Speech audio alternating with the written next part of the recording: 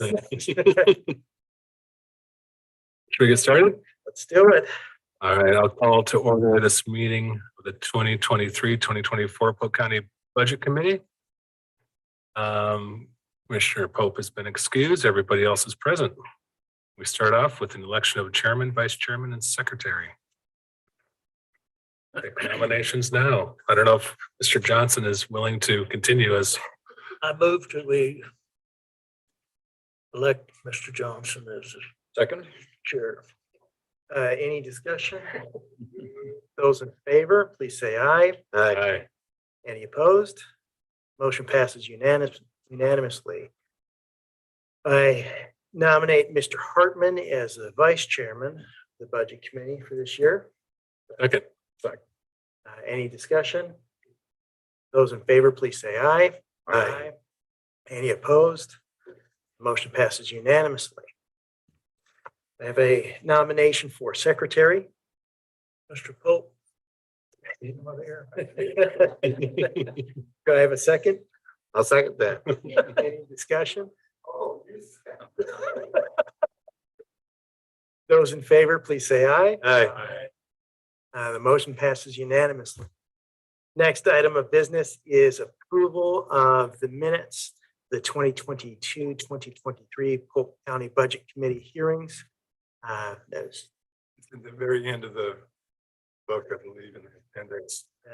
yes, You want to review them? I have previously reviewed them before the hearing. Is there any discussion about the minutes from last year? Move to approve. Do I have a second? Second. Those in favor, please say aye. Aye. Minutes are unanimously approved.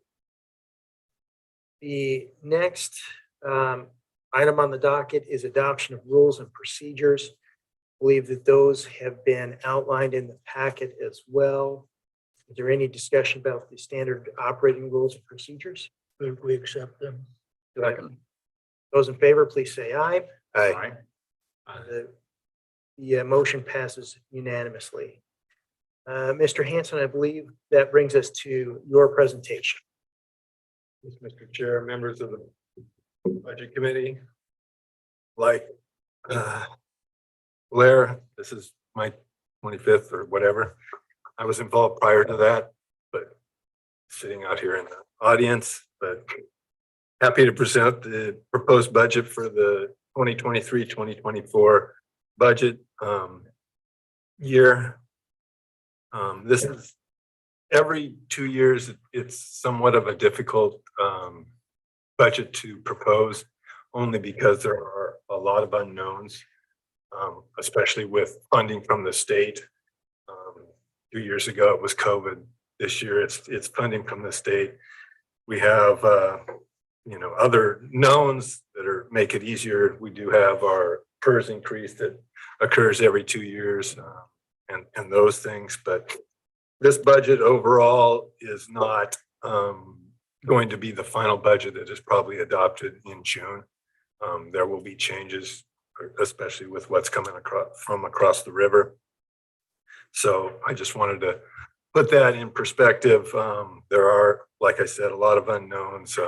We don't know exactly where community corrections funding is going to be. We don't know where additional monies for behavioral health or whether coming and how much those will be. And there's money being allocated for homelessness, some of which will not go through Polk County. It will be designated for the region. Polk County and Marion County was one of the 5 that were named in the emergency order for homelessness.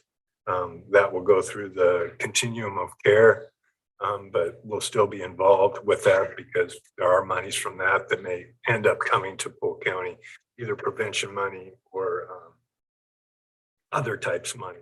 So overall, the general fund budget decreased just very little, less than $50,000. And then there was a small decrease in staffing in the general fund also of less than half a FTE. Other funds though, however, saw significant increases. Public Works saw 28.5% increase.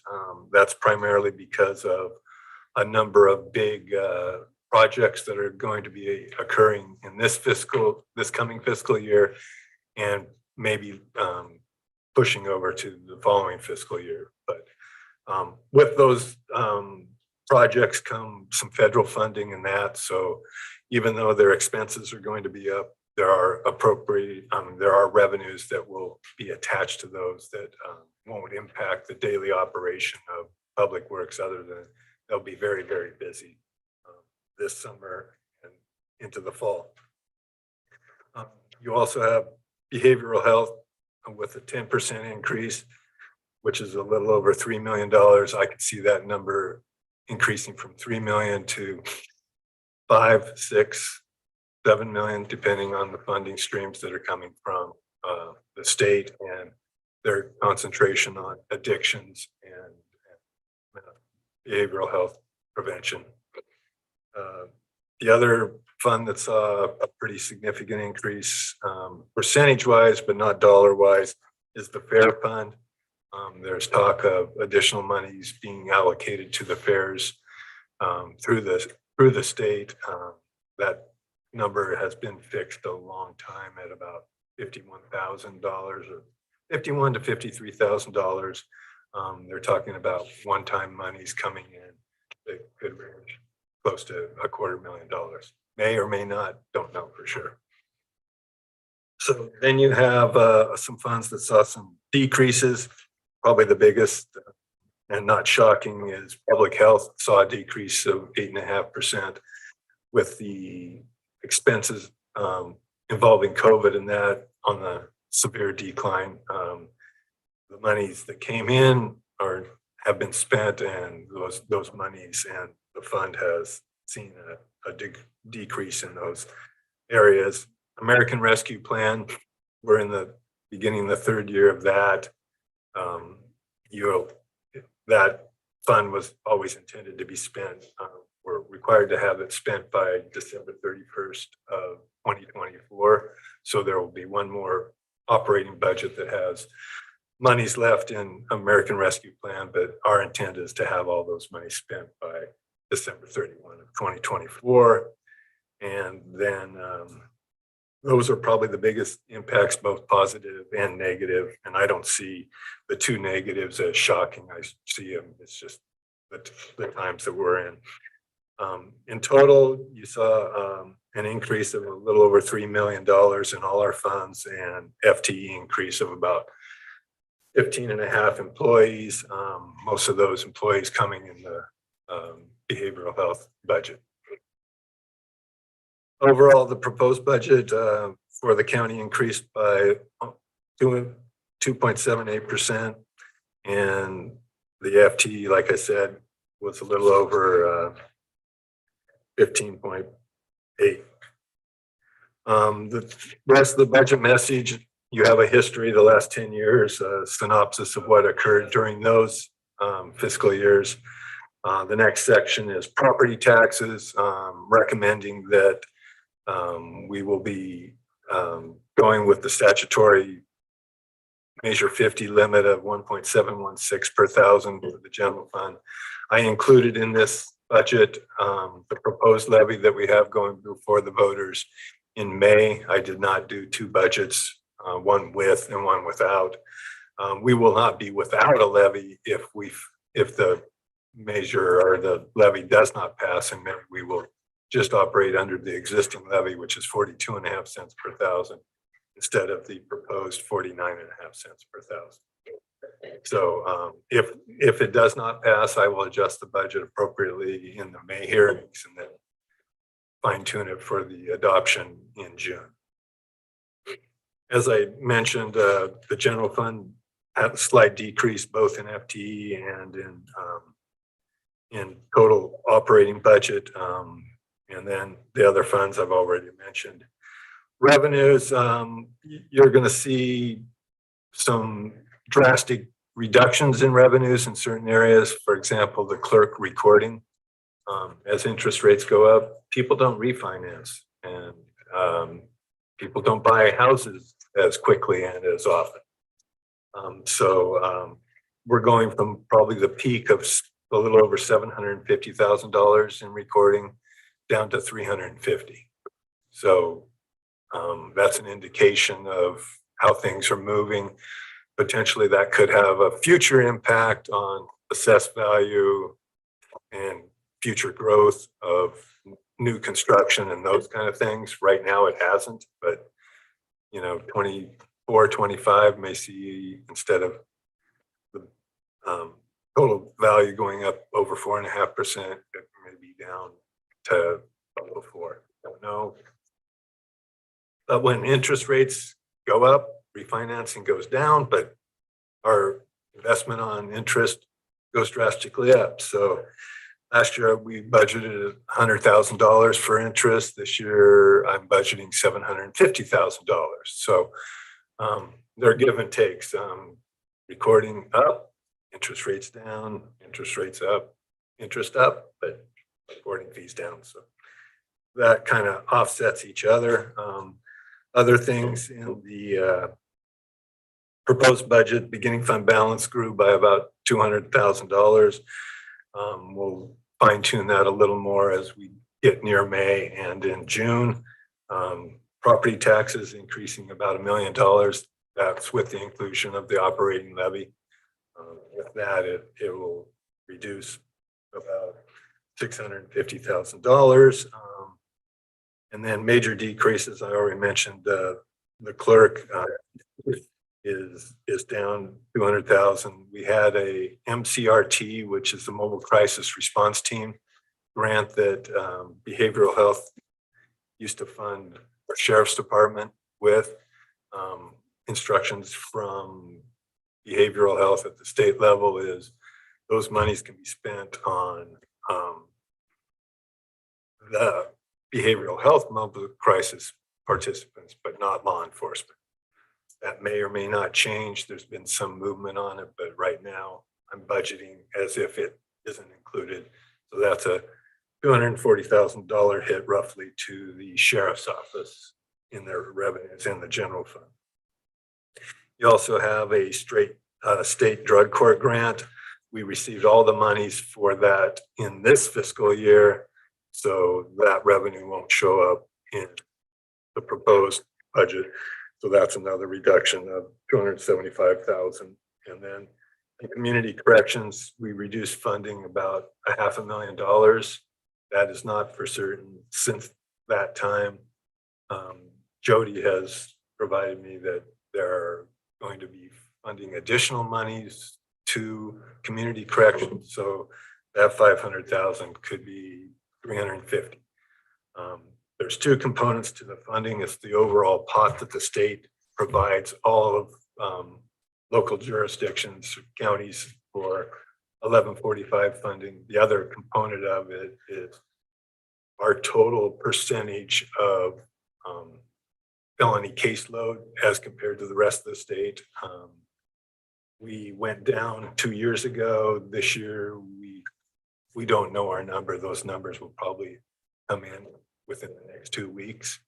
At that time, we'll adjust our number up and down on revenues and that, and have a better understanding of exactly where we're going in May. So that's probably one of the biggest unknowns we have in general fund funding. Other funds, revenue wise, I already told you that public works is going up dramatically, but they have a lot of revenue associated with their big projects. The big projects are located out on Grand Ron Road. We're going to totally rebuild that road. When we designed it originally, it was not built to the standard of the heavy equipment and truck traffic that now goes over that as they try to avoid Valley Junction and that intersection. It's easier for them to go down Grand Ron Road, but heavy trucks, bad for infrastructure and that. As a result, that road looks more like a state highway rather than a normal Polk County road. So we will be replacing that. That will be a cost share between both Polk County, the tribe, and Yamhill County, because part of that road is in Yamhill County. So that project will be occurring. It's out to bid right now. We'll get bids in 2 weeks, 2.5 weeks. So that project will be occurring. It'll probably start around June 1st and end prior to the end of September. So that'll be a big inconvenience, especially for the summer traffic. Grand Run Road will be closed because it's a total rebuild and we are taking it down, adding 16, 18 inches of rock and then 6 inches of asphalt. So it will not be open really for the traffic that it used to handle. So it is what it is, and there isn't really no good time to do it. You can't do road construction in the winter in Oregon. It just doesn't work. The other projects, there'll be one out on Black Rock Road, bridge replacement and that, and then there will be a safe routes to schools project that occurs on Hoffman Road and Gun Club Road in the Independence area. That'll be a cost share between Polk County, Independence, and the grant funding that we receive from the state.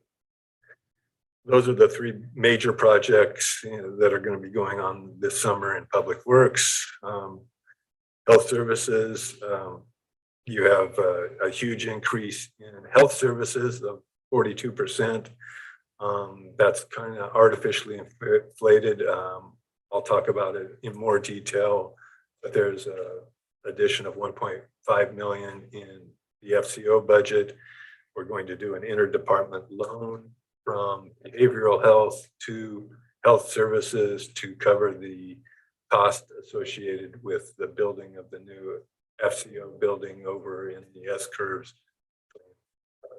Monmouth and Independence, over by the Ross. We'll have to do a public hearing, other things that are outside this budget to make that work, but that's one of the big increases in that fund, along with there's going to be some prevention money, like I said, most likely coming from the emergency order of the governor and homelessness. And there's also, we're going to be looking at trying to recover some of our costs that we're using in prevention through OHP and Medicaid and all that stuff through the billing process. I already talked about the fair and their increases, and then I already talked about American Rescue and their decrease as we spend down the $16.8 million we received 2 years ago. 2 years ago, half of it, and last year, the other half. So staffing levels, we had that small decrease in general fund. We had a little increase in the other funds, primarily about 13 employees in behavioral health. And then we have some staffing that is associated with the rescue plan that will be phasing out before the end of 2024. And that's in the way of prevention and those things. Salaries and benefits, we have all our labor unions are under contract. They're under contract for the next 2 or 3 years. We did adjustments to a lot of contracts over this past year, adjusting wages to compete with what's going on in the world today. We modified our ASME contracts. We modified the DSA contract. So we're in pretty good shape, at least with knowing what our COLAs are going to be for the next 2 or 3 years for those union contracts. The only COLA that we have not determined yet, and I'll bring a memo to the board, is for non-reps, but they're the easiest to deal with because they aren't a union, and we'll provide them with a COLA comparable to majority of union contracts. So as I said, this is a PERS increase year. Normally the PERS increases have ranged between 4 and 5% over the last 2 or 3 bienniums. This year it was about under 1.5%. because they had good investment returns. Unfortunately, they probably shouldn't have passed that decrease in rates to us because the following year they're going to be in the hole, and which when they lower the rates for us artificially because of good investment returns, you're just kicking the can down the road because our unfunded actuarial liability, we gained $18 million. We did a heck of a job with our investments, but no, we have no influence over that. Next year, our 18 million that we made this past year will go probably back up $18 million. So we're just in it for the ride. We don't control PERS. We don't control the actuarial assumptions that the PERS actuaries make. We just have to pay the rates that they tell us. So it's good that we don't have to absorb that, that big of increase, but I think you're just pushing the can down the road. My guess is you will start to level out somewhere in the mid 2030s. But again, investment returns will determine a lot of that. The health of tier one employees will determine a lot of that.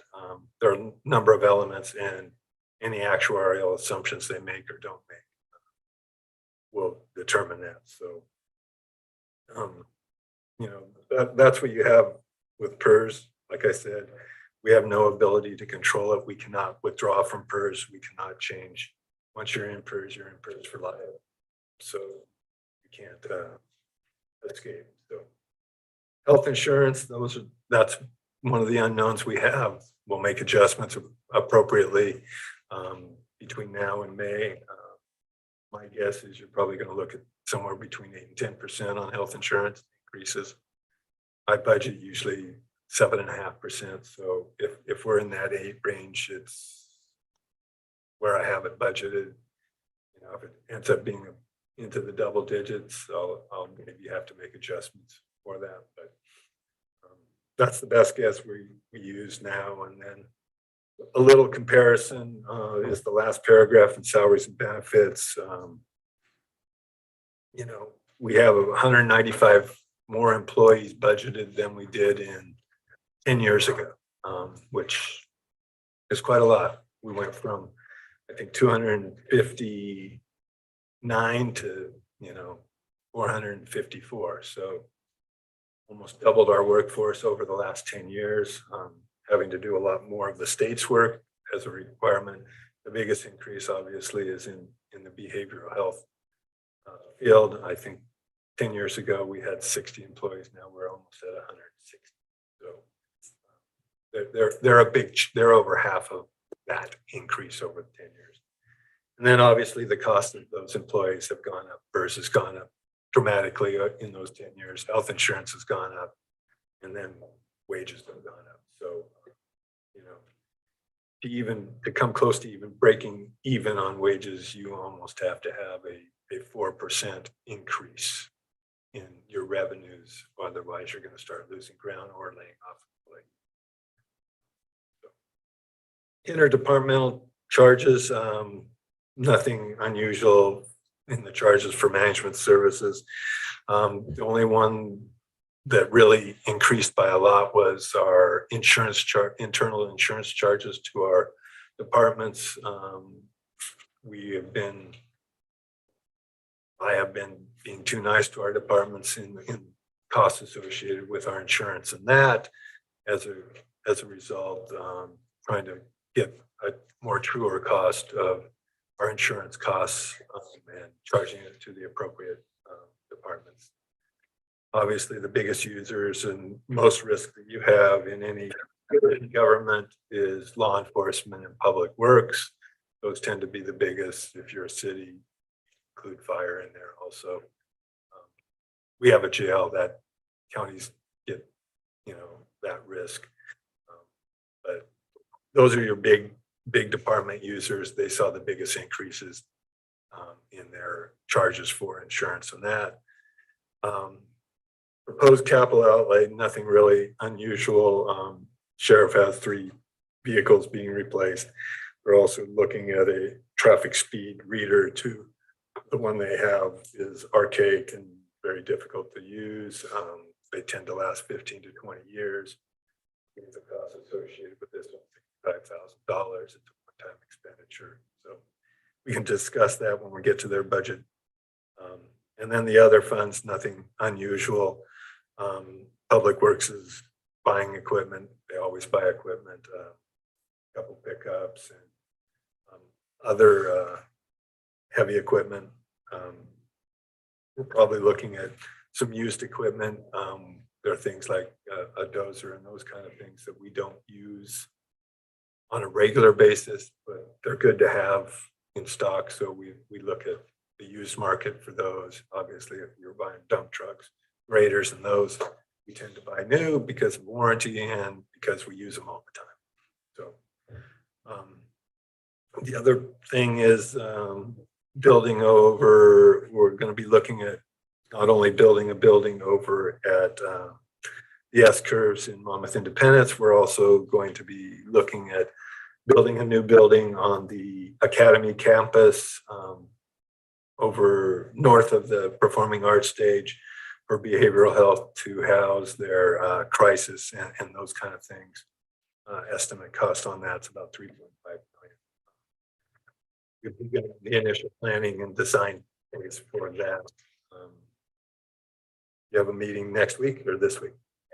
Oh, we met yesterday. Okay, or we didn't, I did, but that's in progress. We've talked to the city about location and that because we're somewhat in the floodplain. We are going to have to raise the foundation 18 inches to make sure the flood, if it floods there, we're in bigger trouble elsewhere in the county. So not too concerned about that. Transfers are fairly normal. We're going to be giving a transfer back to public health as their revenues decline. We'll be funding public health again. During COVID, they had so much money coming in that it wasn't necessary to provide a general fund transfer. Probably the biggest transfer increase is in the dog control fund, increasing from 110,000 to 170,000. That's for a additional half-time employee. What we're finding is our city beginning to elect and anticipate other cities will be doing or following suit. Dallas elected not to stay in the licensing business. They transferred that to us at the beginning of this fiscal year. Monmouth and Independence are in discussions of doing the same. So we're anticipating that we'll have to take on that workload. We will increase our licensing, but it's a loss leader type of program. That's why cities are getting out of, they aren't required. We're an animal control district. We are. So as a result, it'll put more pressure on the general fund to fund it. That's how we'll have to operate. Transfer to the fair is proposed the same as it was last year. Veteran services is at the same level. And all the others are fairly low or consistent with what they have been in the past. General fund contingency is proposed at a little over $4 million. It's a decrease of about 118,000 of what was adopted last year. Again, that contingency could go up, could go down, depending on the results of the levy and state funding. So again, you'll have a clearer picture in May after we have the results of the levy and a clearer picture of what the state's doing with their funding. So, and then the conclusion is essentially, we're out of COVID, at least knock on wood, and hopefully we don't have another type of issue like that. And we're dealing with the new normal. Things are picking up in the way of conferences, travel, those kind of things. And those high interest rates play a different role. You usually have to increase wages, COLAs, to compete with other surrounding counties and the private sector. But as always, I tried to give you enough flexibility to address whatever you need to do as a budget committee in this proposed budget. Overall, I believe we're in pretty stable financial grounds with the county and its funding. So be happy to answer any questions. We can go through the details of the proposed budget. You have a spreadsheet on your next 2 pages that essentially goes over what I just discussed in the narrative. You have some bar graphs, pie charts, shows your fundings, how they compare to the previous year, both in the general fund and overall funds. You have O&C timber and where we believe it's going and how it's historically operated in the past. I think we have stable funding through this next fiscal year after this one. After that, then I'll go before Congress again, and they'll have to do whatever they do. And until we know, funding for O&C revenue continues. When I first started here, we get that funding in October. Now we are lucky to get it in May. So they kind of hang on to it longer and longer and longer. Maybe eventually we'll skip a fiscal year. I don't know, but that's what we have going on in O&C. But like I said, overall, financially, things are in pretty good shape. You know, I get the question, when is the state funding going to stop, you know, in the behavioral health arena?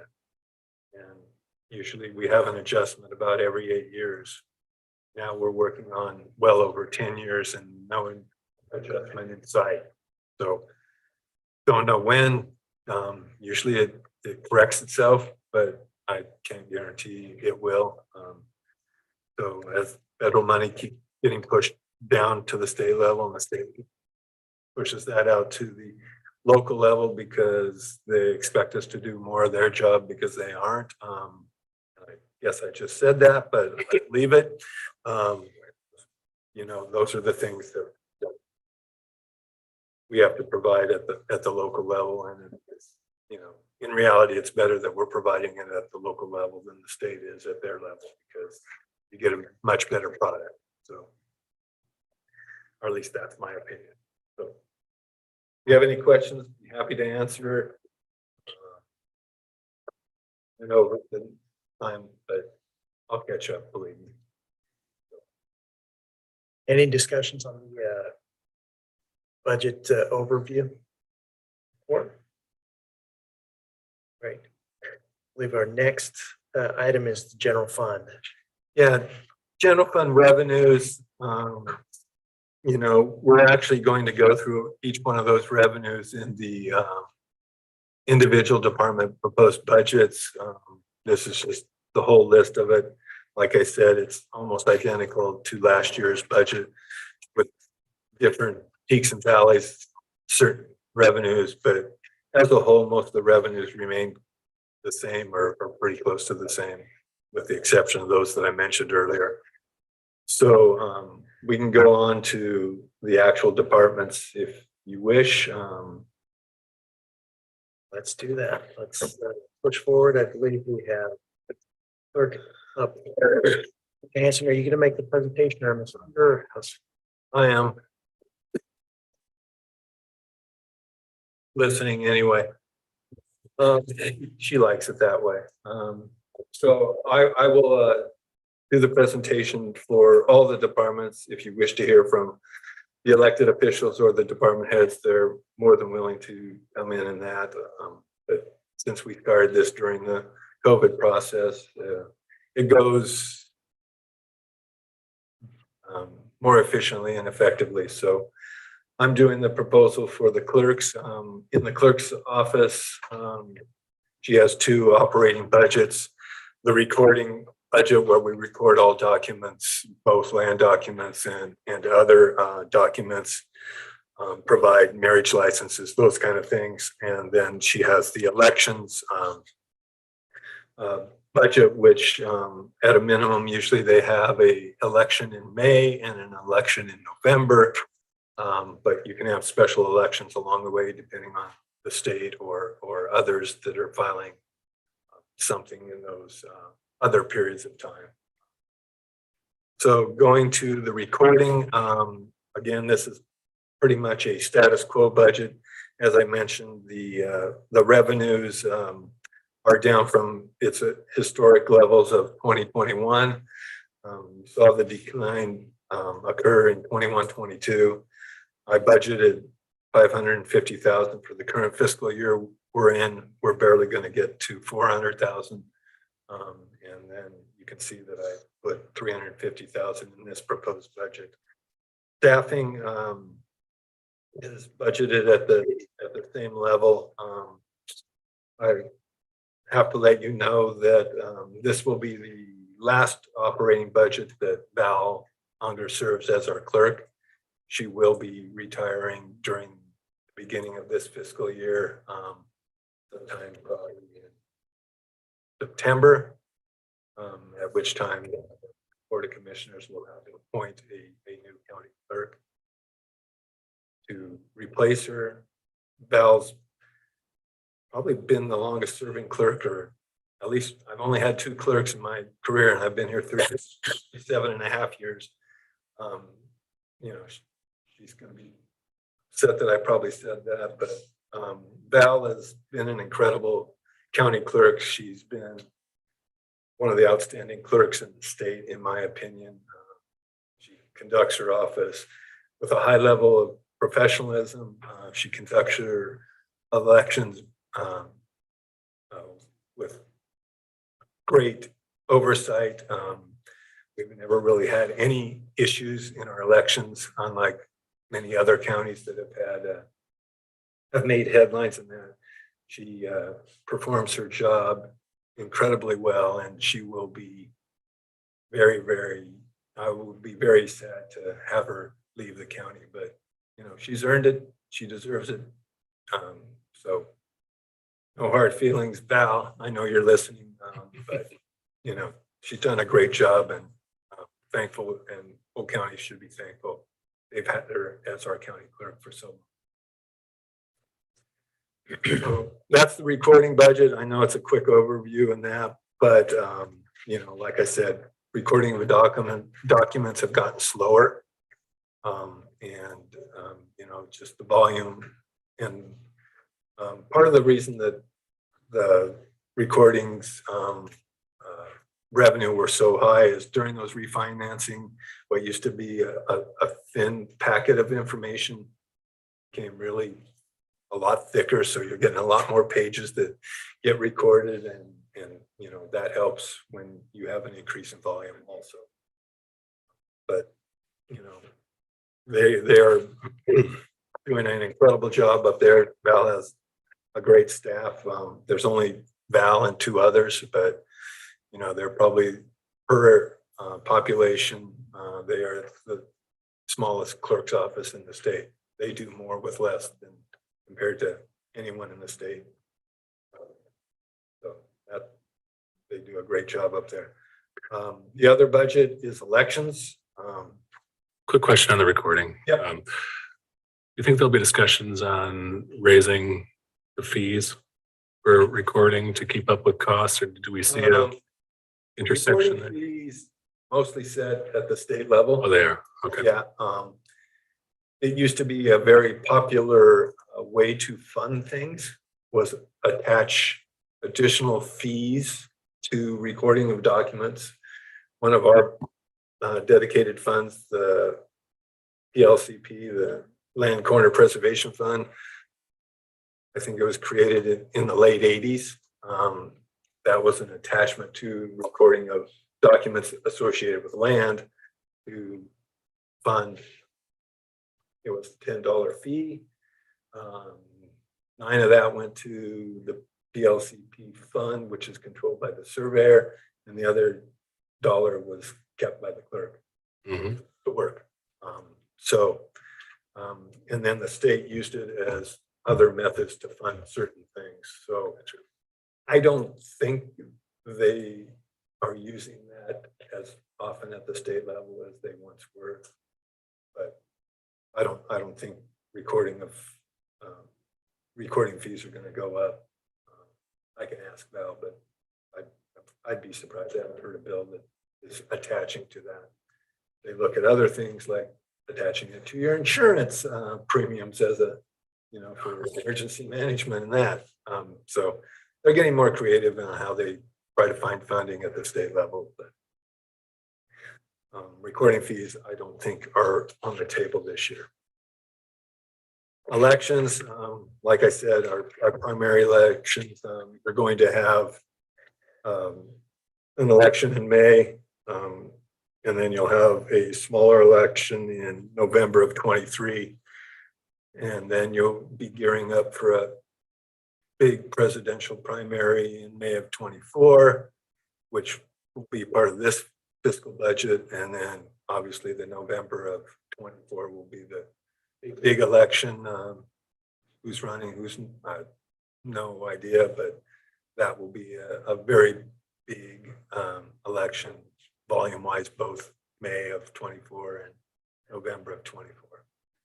So, those are the two biggies. Like I said, those two elections, but I think there's the possibility you can have two other elections and the state can call a special election pretty much anytime they want. The only thing about a state special, they tend to reimburse for the cost of that because that's how it works. Not a lot of revenue. We do receive monies from counties or from cities and special districts if they have things on the ballot and those kind of things. We get small reimbursements. So, like I said, small department, great employees, great product they produce. Most of these budgets are pretty much status quo. You'll see, as elections and voter registration continues to go up with voter registration, that you can see registered voters keep creeping up. I remember when we were in the 30,000, so now we're over 60,000. Percentages of voter turnout in the big elections are a little lesser because a lot of the people that register to vote because of DMV, they don't always vote. But usually in the big elections, they'll turn out in volumes.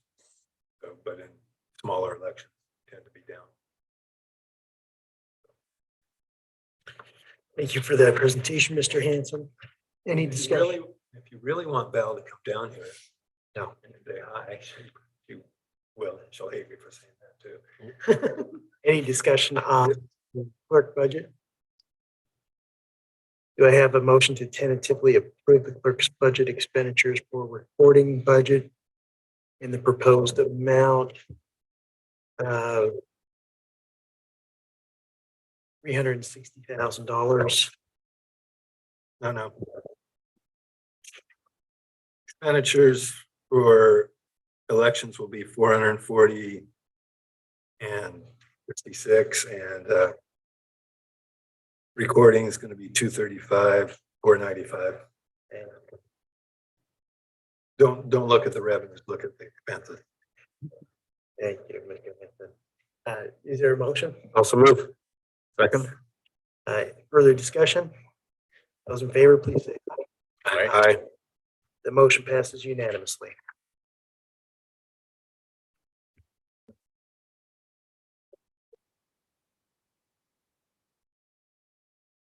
Next budget is the assessor's budget. I believe she's in attendance. If you would like her to speak on behalf of her budget and that, obviously, you see the budget summary page on page 1. That provides minimal information. The assessor provides more detailed information and things that I'm more interested in the following attached pages after her proposed budget. Probably one of the main things that I look at as a budget officer and try to predict with her assistance is the percent change in assessed value that shows up on 2 of 4 in how we number, but it's on page 5 of her report. She's looking at about 4.5% increase in assessed value this year, the statutory 3% in assessed value, and then new growth equaling about 1.5%. You can see at the very bottom, back in 2012, 2013, we did not receive even the 3% minimum that were guaranteed. So you had, under 2, then you creeped over, and then you peaked in 2020 around a little over 5. Been holding at the 4.5 for a little while now, or above. What occurs in the future is unknown. Building inspection wise, or building permits, they're still high, but obviously you see recording slowing down. Whether that's all related to refinancing and that, or if that's also people just turnaround in real estate and that is slowing down. Don't know. As soon as that slows down, so might new construction. That's the key element that I look at. It's not the only thing, obviously, that the assessor's office does. They do an incredible job of appraising our properties in the cycles that they do. You can see the increases by cities. You can see the increases in accounts. All those information that the assessor provides is very good information. If you're interested in the numbers and where we're going, at least in the way of property and property value. The proposed budget is pretty much a status quo budget. Last year we added an FTE to our budget. This year we're maintaining that FTE that we added, and like I said, it's pretty much a status quo budget. Revenues at the state level, we budgeted at 300,000. That's referred to as the CAFA.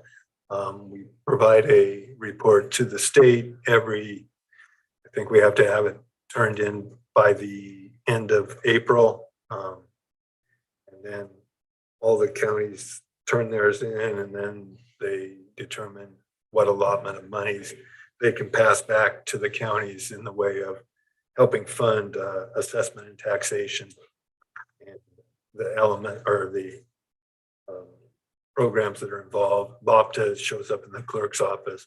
That's for Board of Property Appeals, tax appeals and that.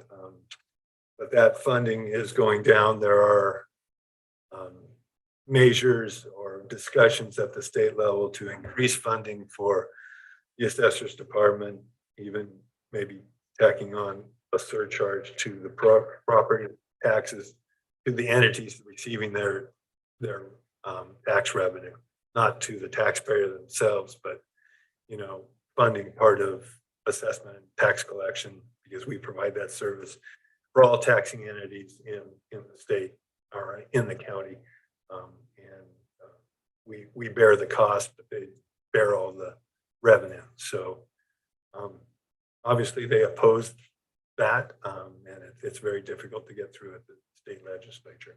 But there have been discussions, and those discussions have occurred over the last probably decade, if not longer, of how to better fund the assessment taxation. There's a belief statewide. I don't believe it's a reality that much in Polk County, but some counties claim that they're missing a lot of money on the tax rolls because they're so far behind and they aren't properly appraising and assessing value that's out there. They're missing a lot of value, which would naturally increase revenue for all the taxing entities in that. And if they just had a little more funding, they'd solve the answer. But sometimes isn't heard loud enough across the river, so. But overall, I think the assessor's office is doing a fantastic job. And Val's just finishing, what, your first year of elected? 15, or is it 2.5 now? Ah, time goes fast, but no, they're doing a great job up there. Like I said, this is pretty much a status quo budget. You know, a small increase over last year, and mostly that's in costs associated with people and internal budgeting charges. Move to tentatively approve the proposed budget.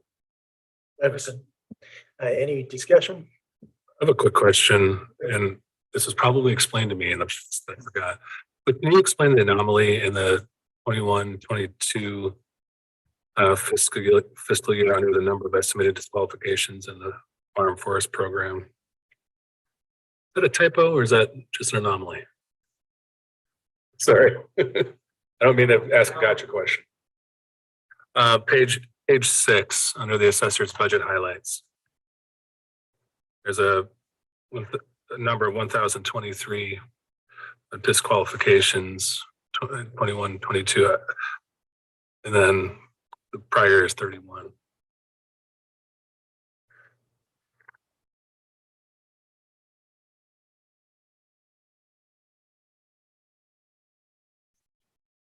Estimated disqualifications, yeah.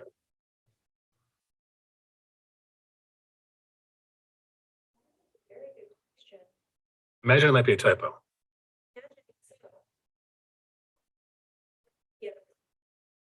Okay. Not critical to our emotion, but just curious. Further discussion? Let's vote on the proposed motion. Those in favor, please say aye. Aye. The motion passes unanimously.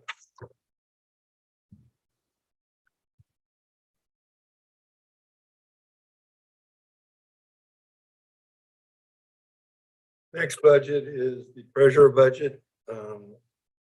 This is a statutory required position with the county. You can see that we have a 0.3 FTE assigned to treasurer's duties along with the elected officials' salary.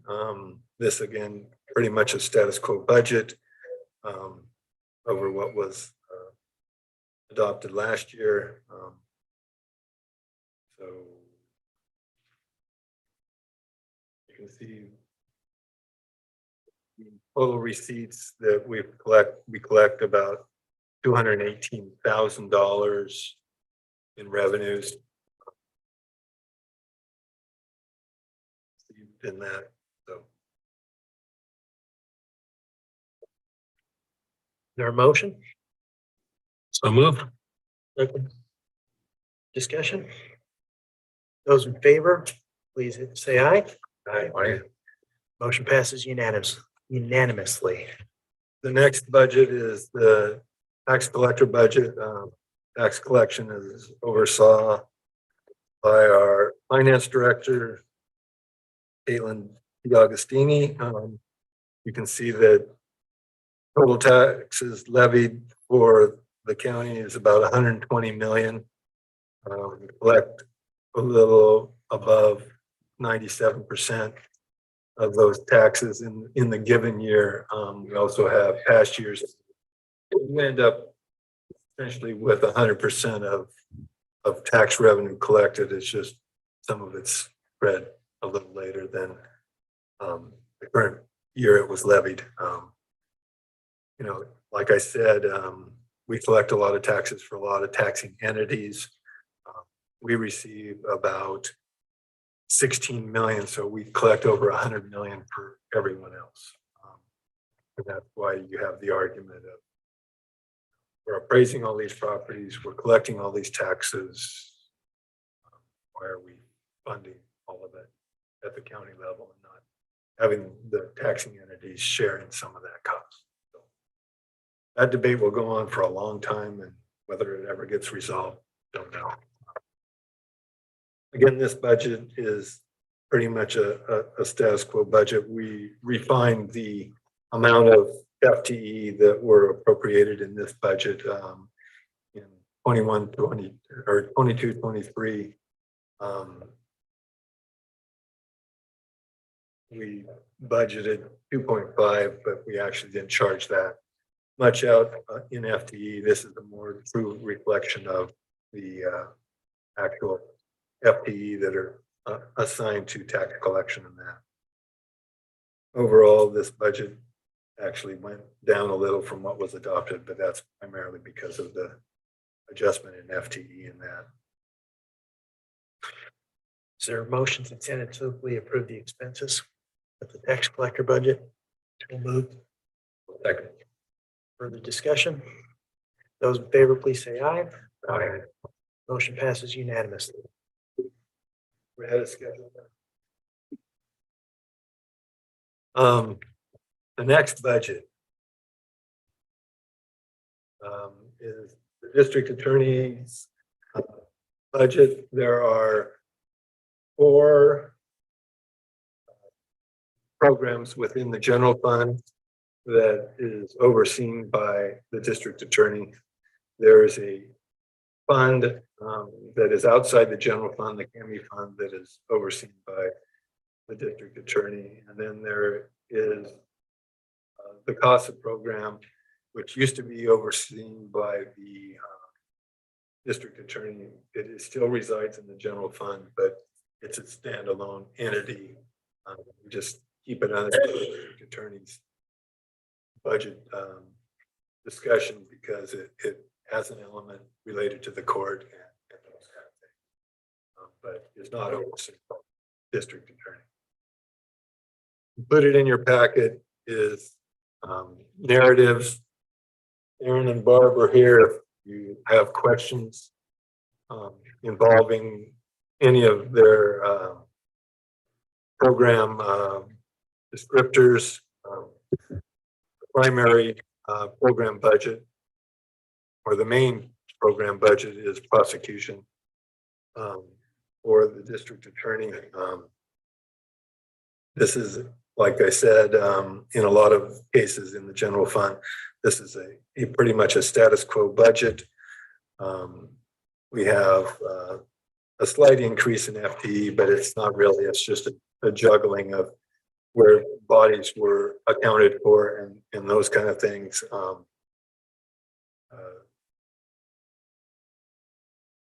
Prosecution, I think we are 100%. Knock on wood, don't jinx it. That's a rare. I'm gonna say on paper, we just filled our last 2 positions. Our DA, he's on his 2nd day, and we have someone who is taking a position. Will start after she passed bar this summer. So yes, we are on paper fully staffed. We have everyone on the line, whether we bring them in or not, unknown, but So I'm very, very pleased. We have good people. I'm excited. Yeah. obviously you can see some of the stats, prime stats and that. If you want to ask Aaron questions about, that portion of, cases filed, decline, all those kind of stats, they have pretty good numbers on those over the years. So you can see a history of how things are going. Obviously, that history was somewhat skewed by COVID and how you were able to, have people in the jail, have the courts operate, all those kind of things. But things are getting back to normal, both at all those levels.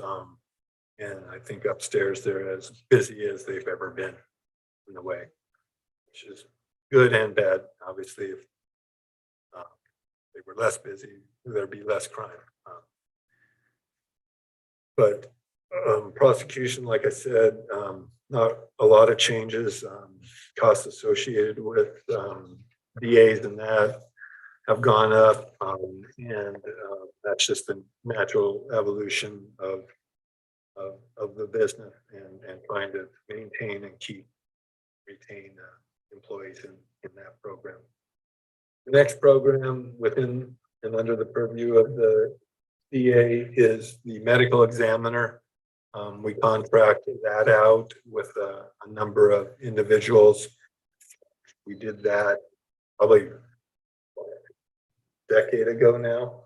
Yeah, at least, that's how it was when I started. I did 8 or 10 this job. Yeah, it used to be a very difficult thing, but since we went to this new method of contracting out and those kind of things, it has worked extremely well, I think, both from the DA side and from law enforcement side.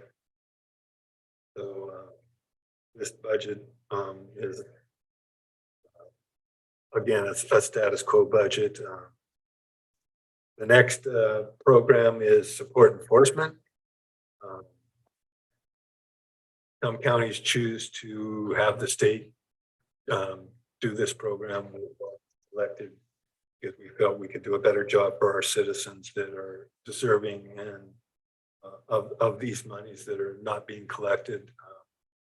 We can do a better job of handling them at the county level than at the state level.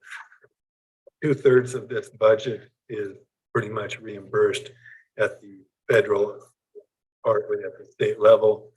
So making cuts to this program doesn't save you as much money as, if it goes up, 2/3 of it's funding. If it goes down, 2/3 of that revenue is lost. So you're only gaining 33 cents on the dollar if any cuts are made. So we've maintained this program over the years at a pretty level area.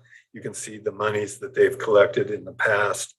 It has been a very good program, and the results are above what we would be receiving at the state level. This program's been in existence for about 30 plus years. I remember it starting when I first started here. So it provides a great service for those people that are deserving of these monies. The final unsung program that the DA oversees is victims assistance. These group of people provide a very valuable service to the victims of crime and helping them get through those things involved in going to court and those kind of things. They do a lot of valuable work. And this program used to be incorporated way back inside the program budget of the prosecution. We split it out about 10 years ago, maybe a little longer than that. And it deserves to stand on. It provides a valuable service. And again, some of this money is funded through the feds and at the state shared revenues for victims. Again, it's pretty much a status quo budget. Those are the 4 budgets within the general fund that the DA oversees and manages. There is the other program, CASA, that shows up in the general fund, but we'll approve that one later down the line if the committee so desires. If you have questions of Barb and or Aaron, I'm sure they'll be able to answer them if you do. But overall, I would recommend approving the budget for the 4 programs within the general fund. Now I'll talk about the CAMI fund separately. Any discussion? I have a question for Mr. Phelps. I noticed the projection on felonies, which is on page 5. Your estimate for 2022, 2023 is 425. And for 23, 24, it jumps up to 500. Are things just kind of coming back to normal from COVID, or why the big increase in projected felonies? Yes.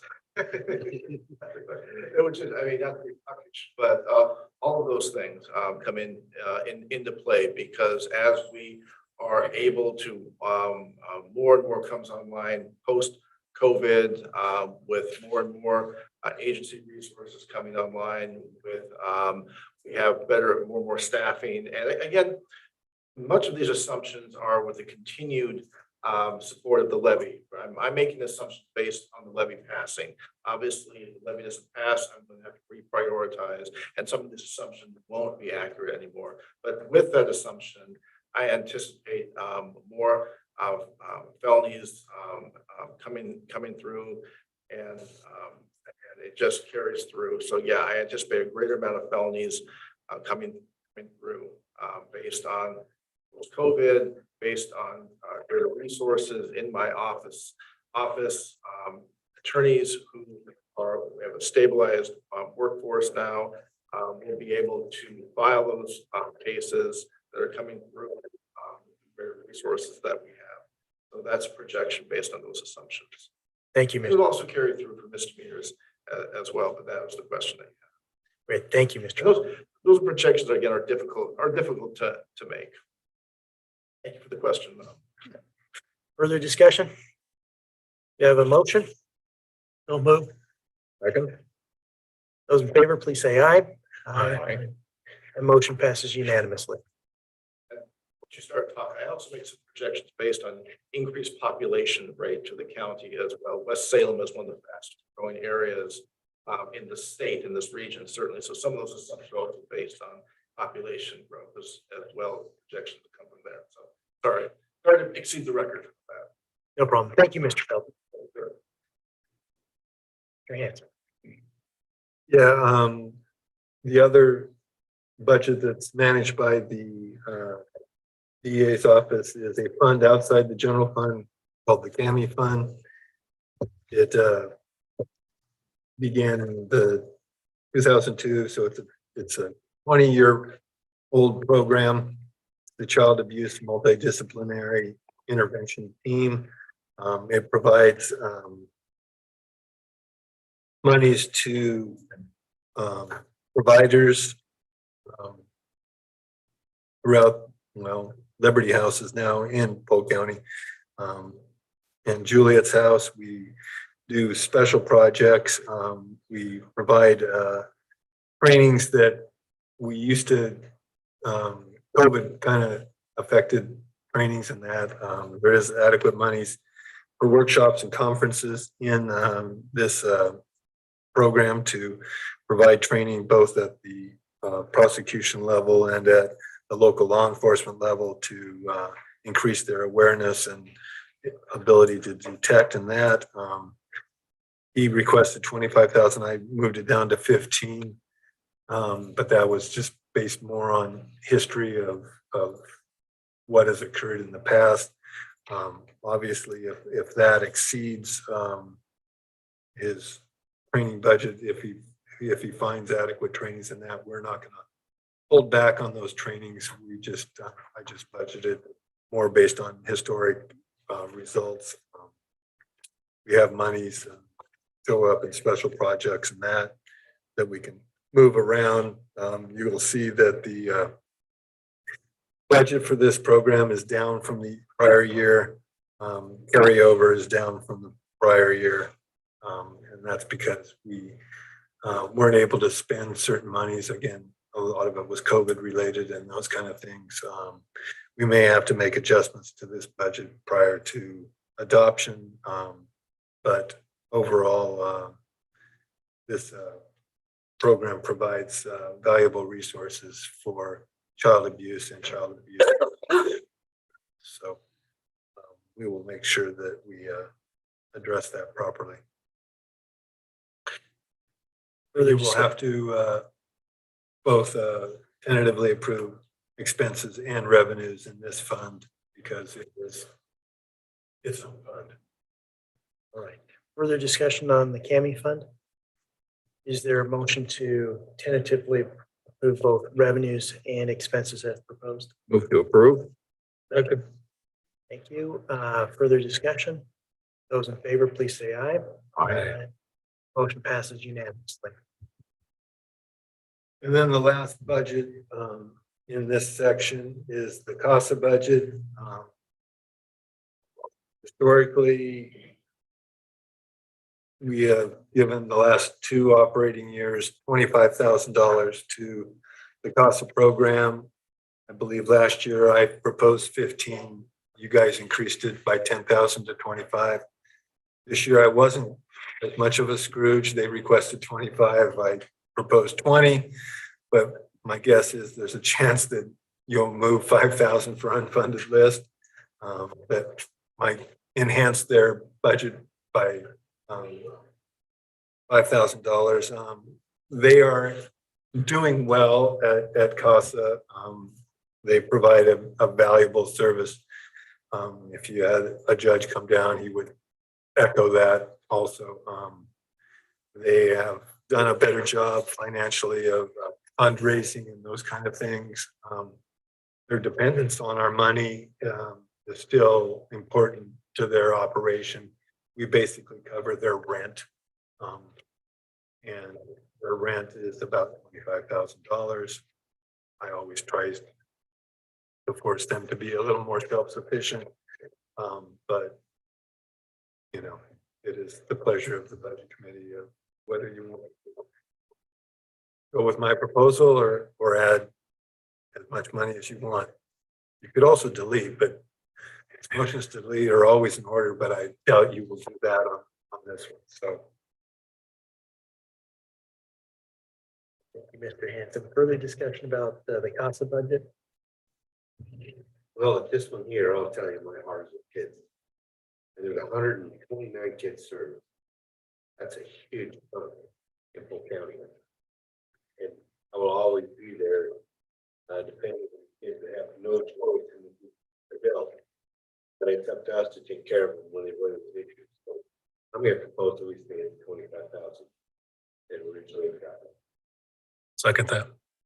So I think given our rules and procedures that So you will tentatively approve my 20,000 and we will add $5,000 to the wish list that you will determine tomorrow at the end of the hearing. So you don't put one above another per the rules.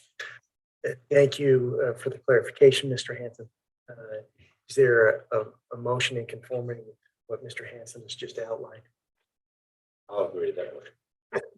Is there a second? Those in favor, please say aye. Aye. Motion passes unanimously. You haven't got your call yet, though. I have not, so do you think we can do the sheriff in 15 minutes or not? You can do. I could do it in 15, but what I should do it in 15.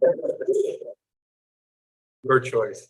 Well, why don't, I prefer to keep going until 10:30 or when the court calls me. And then when the court calls me, I've got to take a break. What if we don't let? Do we need to take a break now? No. No. Let's keep going then. You want to go with the sheriff or you want to go a little out of order? I could do some of my little ones Do that some little ones. like parks and. Easier to stop. Yep, let's do that. Mr. Okay, Hanson, so we're gonna jump around a little, but they're all within the general fund. So if you go to the parks section of your budget, which is about 5 more tabs back.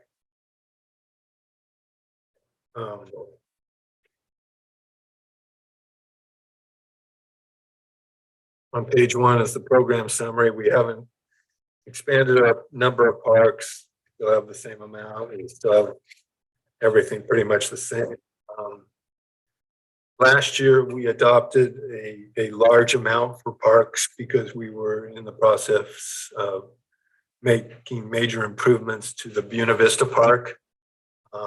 Unfortunately, the original contractor that we went with failed to perform the conditions of the contract, and that we had to sever that contract, rebid the project. The project is now back with a new contractor. This contractor has been very good to work with, and we will accomplish it, but we won't accomplish it because of in-water work period, those kind of things, until next fiscal year or this proposed budget. So you see a lot of carryover from the previous year. We are doing work. We are recovering costs that we incurred due to the first contractor failing to perform through a performance. So other than a delay on the improvements in that park, budgetarily, it really didn't affect us, other than it shows like we spent a lot of money 2 years. We aren't going to come close to the money expended this fiscal year, and we won't receive the revenues we anticipated. A lot of this is being funded through a grant process, state marine board, state park system. So most of this work, like I said, is going to occur this next fiscal year. And other than that, the rest of the park operation is pretty much the same. We are looking into potentially applying to get some money at Nesmith Park for two different things. One is to maybe put in some RV sites at that park. That will come from state funding. If that occurs, we will have to make an adjustment to our budget. If it doesn't come in, or we don't have that answer, we'll probably have to do a supplemental budget because it'll exceed the authority that we have.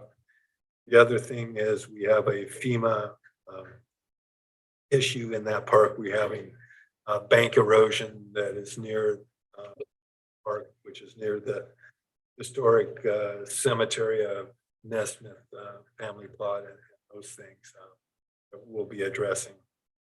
And whether that occurs in this next fiscal year or not, probably not. We're going out for an RFP right now for engineering services to address the bank erosion.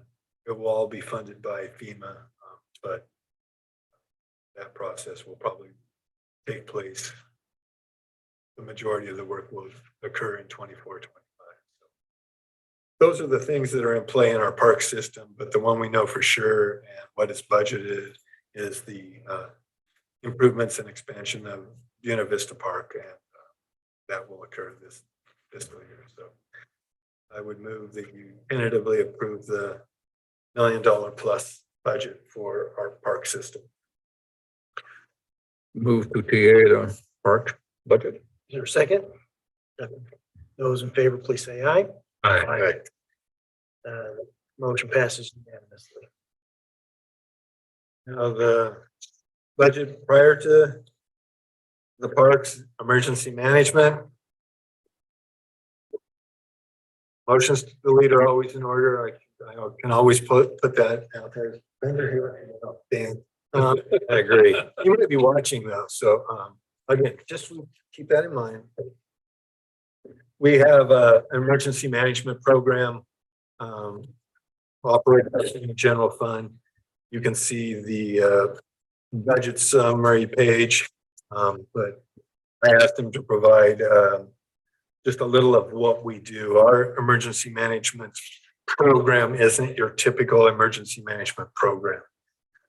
When you think of an emergency management program, you're thinking of disasters and addressing those disasters, working with FEMA, working with, scenarios of earthquakes, fire, all those things.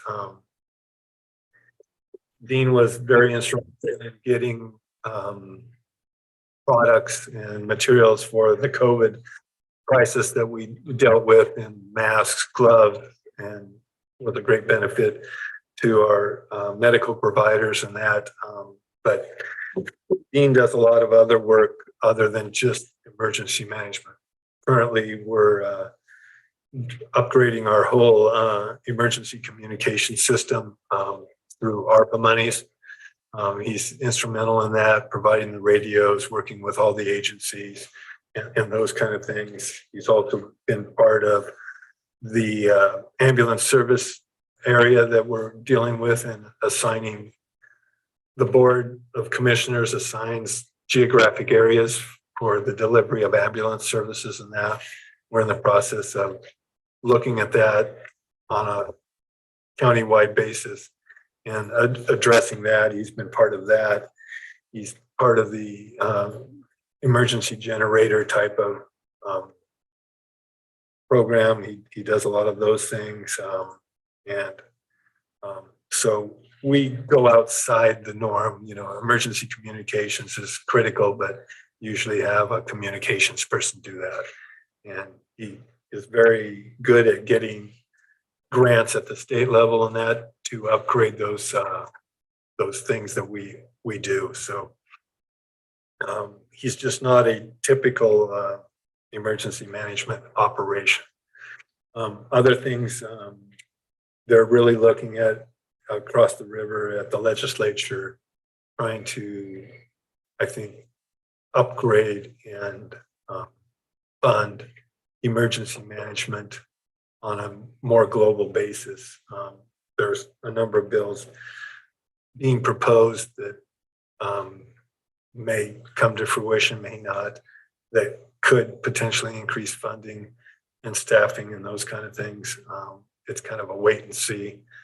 But overall, emergency management program, I always joke it costs us more than the reimbursements and the grants and that, but we do more than just work on disaster and disaster planning and upgrading our plans, doing scenarios. We do a lot of other things that are critical to our whole public safety type of service. So again, this is pretty much a status quo budget. I usually end up having to modify this budget annually every year. But overall, it's a good program and we do a good job, and the entities outside of Polk County benefit greatly. The fire, the cities, police, and that to our communication system, which they don't have to fund hardly at all. That we don't ask them for a lot to, you know, we ask them to get their own radios. We ask them, but the bulk of the backbone and that we have covered. And partly we were able to do that because of ARPA money and those kind of things. But overall, we do a good job at the emergency management level. Further discussion on the emergency management budget. So a motion to tentatively approve the expenses of the emergency management. I'll move. Second. Those in favor, please say aye. Aye. Motion passes unanimously. Got you pretty close. We could do non-departmental if you want. Let's do it. The only one we can't do is contingency. But the little part of non-departmental is you have your own little budget. We fund some of our boards and commission expenses. We have some miscellaneous department expenses. We provide monies to community mediation for, as a county, we utilize that program and process. We have a little money allocated for special projects. This is kind of a catch-all for a lot of little things. It's only $7,000.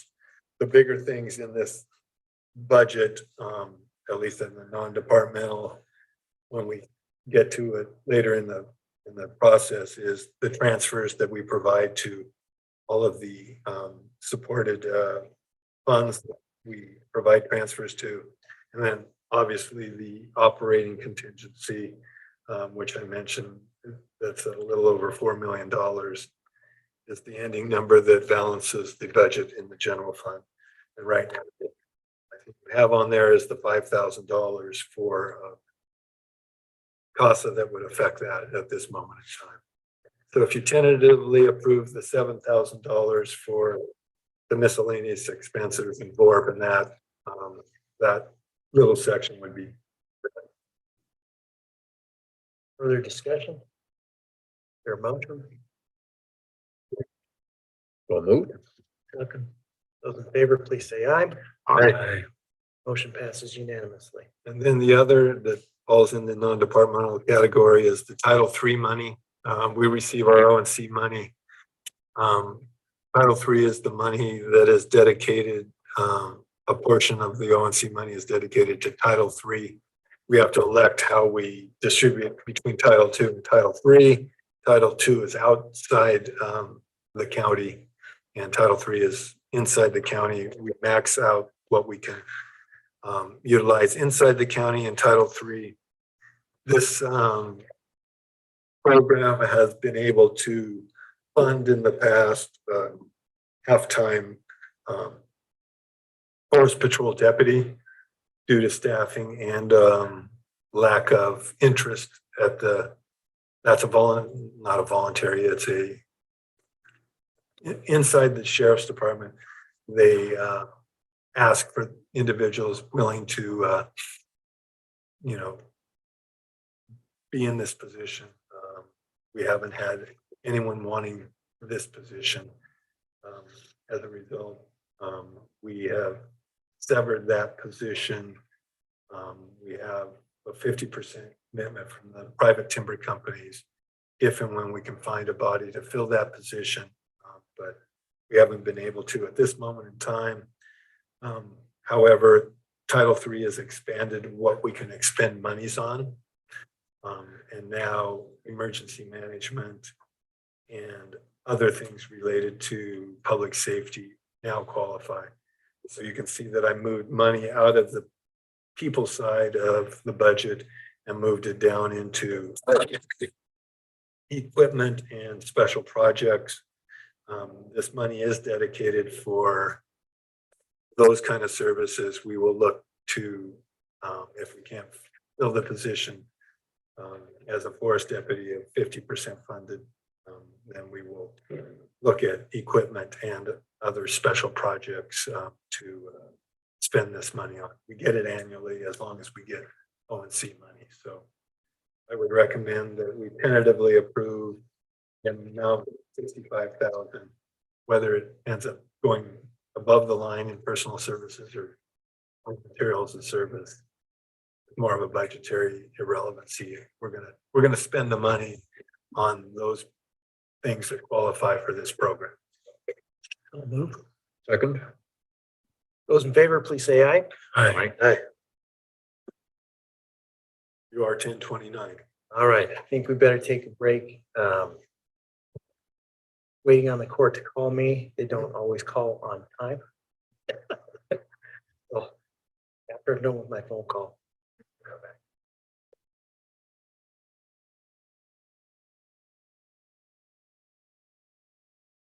Let's reconvene the budget committee. I believe, Mr. Hanson, we were gonna circle back to the presentation regarding the sheriff's budgets. Yes, Mr. Chair, members of the committee, in your packet is the tab identified as the sheriff.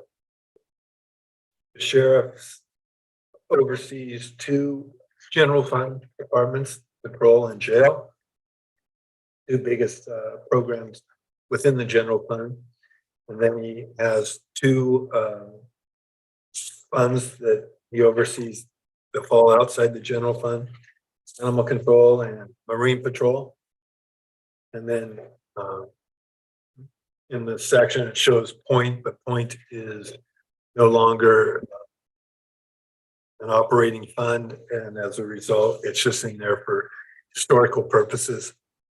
I believe this will be the last year it resides in the budget for historical purposes. So starting with patrol, on page 1 is the program summary for the sheriff's budget in patrol. On the second page is statistics, call stats, and identifiers from the sheriff's office for the patrol section. On page 3 is the requested and the proposed budgets. We differ somewhat, but in reality, it's very close to being identical. In the FTE side, the proposed and the requested amounts are identical. And then in the materials and services side, there are some minor changes from what was requested and what was approved or proposed. But overall, this budget, I would consider a status quo budget. I mentioned in the budget message that in capital outlay, there are 3 vehicles being replaced as part of the fleet maintenance for the sheriff's office. And then on the machinery side is the speed reader board that the sheriff requested and that I proposed being put in the budget. I also talked about revenues and some of the revenues that we will not be receiving, at least tentatively right now. We will not be receiving the MCRT monies that we have been receiving in the past from the mental health grant. We used to fund that 2 ways. We used to fund 2 MCRT teams. One was housed by the city of Salem, and then the other was housed within the sheriff's department. It was a law enforcement individual with a mental health crisis team member as a ride-along with, and they acted as a unit, both on the Salem side and on the sheriff's side. The contract with the city of Salem ended, and we were going to operate with 2 deputies and 2 mental health staff people. And that's why you had the 240,000 in this year's operating budget. And next year, those monies will not be going toward funding the law enforcement side of that program. It's been a valuable program and it will still continue, but the general fund will absorb the law enforcement side of that program. That reduces to 1 team or 2, did you say? Right now, I believe we only have one because of some staffing issues. Okay. That I believe mental health from the direction of the state is supposed to be operating in a different format that excludes law enforcement from that service provider. That doesn't prevent us from. It doesn't prevent us, and we will continue to at least operate, hopefully, the one program that we have. And if we get back to 2, that's fine, but the state has a different direction they're going. But they're softening on that, and we don't know if you utilize that behavioral health funding for the law enforcement side. I'd just like to chime in that I thank you. This is a program I think that we need to keep in place.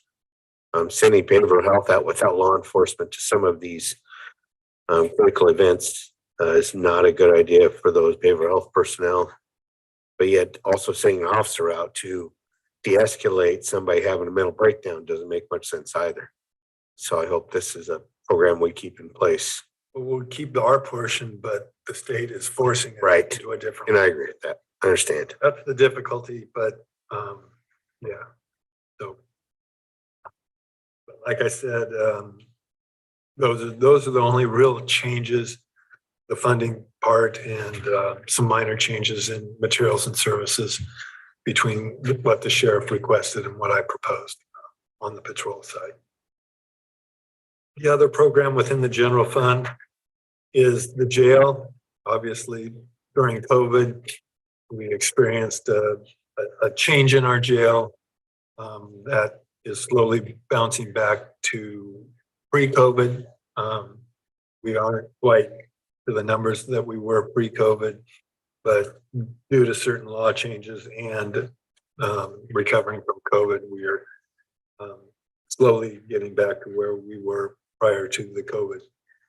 In the jail, you can have a statistic for almost everything. They track everything. It's very easy to get numbers at the jail level,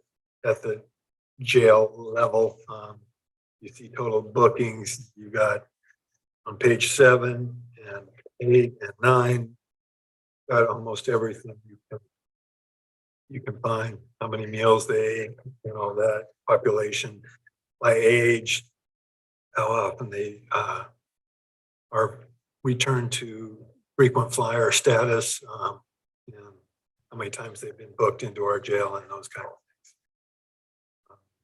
On the jail side, you see that it looks like we have an additional employee from what we had adopted in this current year's budget, but what we actually did, we moved a person that was, we added an additional body in the jail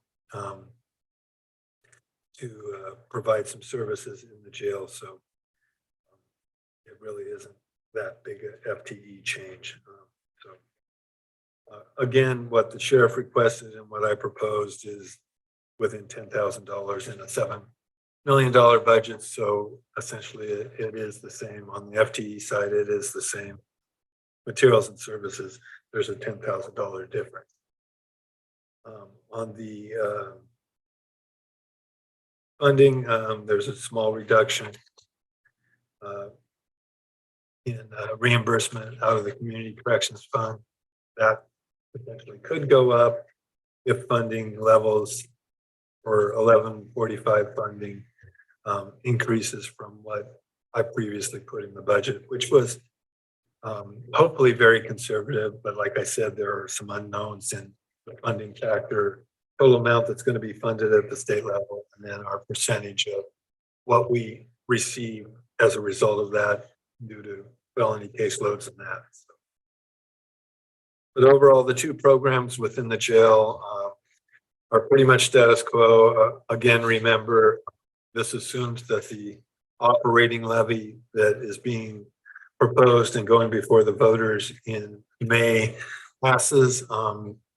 Like I said, I did not do two different budgets, the one with and the one without. Obviously, if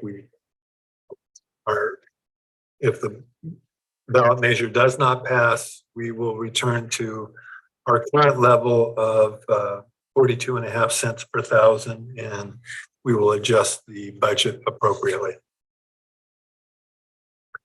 So if you want to tentatively approve the two general fund programs, then we could go on to the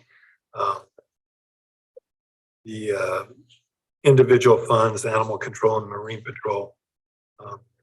If you have questions for the sheriff or me, that's fine On too. page 4, where you've got the descriptive statistic, you got by the female, you have 2 stars. I can't find where those stars are referred to in any of the notes, or did I just not see them because I'm in pain right now? You are in pain, but I don't see the 2 stars either. I don't know what those asterisks, I see the 1 asterisk. I don't know where the 2nd asterisk is. Okay. My guess is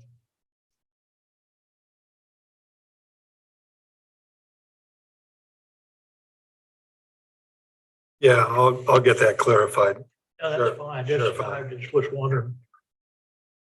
Because usually when you have something like that, you note it in the note somewhere. Yeah, I see where the 1 is.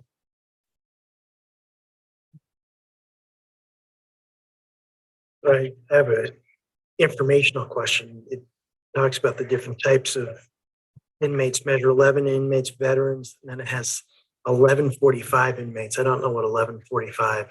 1145 is community corrections related. Okay, so the probation type. Thank you. So that'd be like a violation. I move we tentatively approve the general fund. I'll second it. Further discussion? Those in favor, please say aye. Aye. Motion passes unanimously.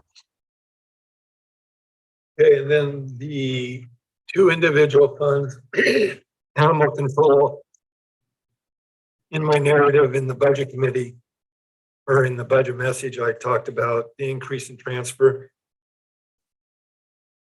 for animal control, dog control, increasing from the 110,000 up to 170,000.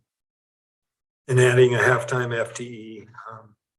And that's in anticipation of more volume as a result of Dallas ending their program and the potential for other cities within the county ending their programs also.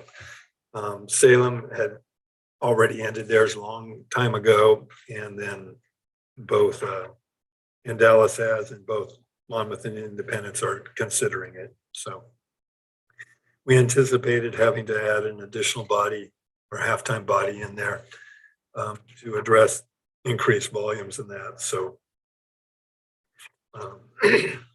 this is hardly an increase with the exception of the FTE body.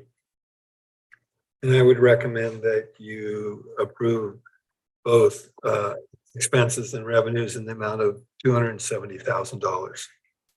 I'll move. Second. Further discussion? Those in favor, please say aye. Aye. Motion passes unanimously. And then in Marine Patrol, this is a seasonal program that the sheriff has operated for a very long time. We provide Marine Patrol on the Willamette River, basically from Memorial to Labor Day week, that time period, but we do a little before Memorial, weather permitting, and a little after Labor Day, weather permitting, and funding permitting to provide those patrol services on the Willamette River.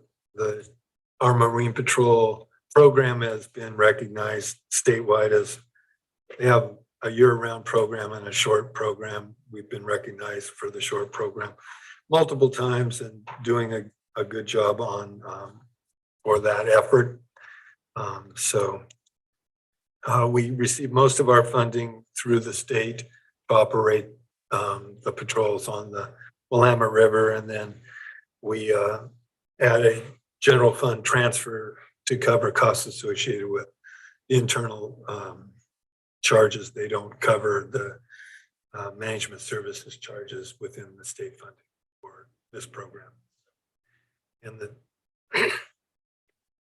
so other than that, again, it's pretty much a status quo. I would recommend that you approve appropriations and revenues in the amount of $75,000. So move. Second. Further discussion? In favor, please say aye. Aye. Motion passes unanimously. And then the point, like I said, is just historical purposes. I didn't even include it in this budget, but we have it for one more year. It shows the actual amounts that we received in the 2021 budget, but appropriation wise, you're zeros the rest of the way. So it's just there for historical purposes. It doesn't require any action of the budget committee.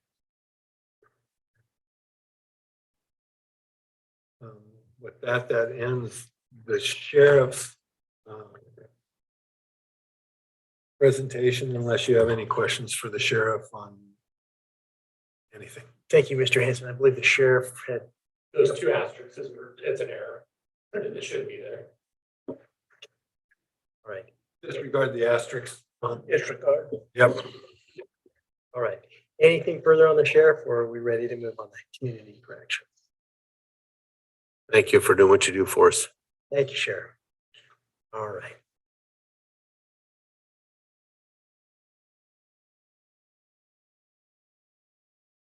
Community correction.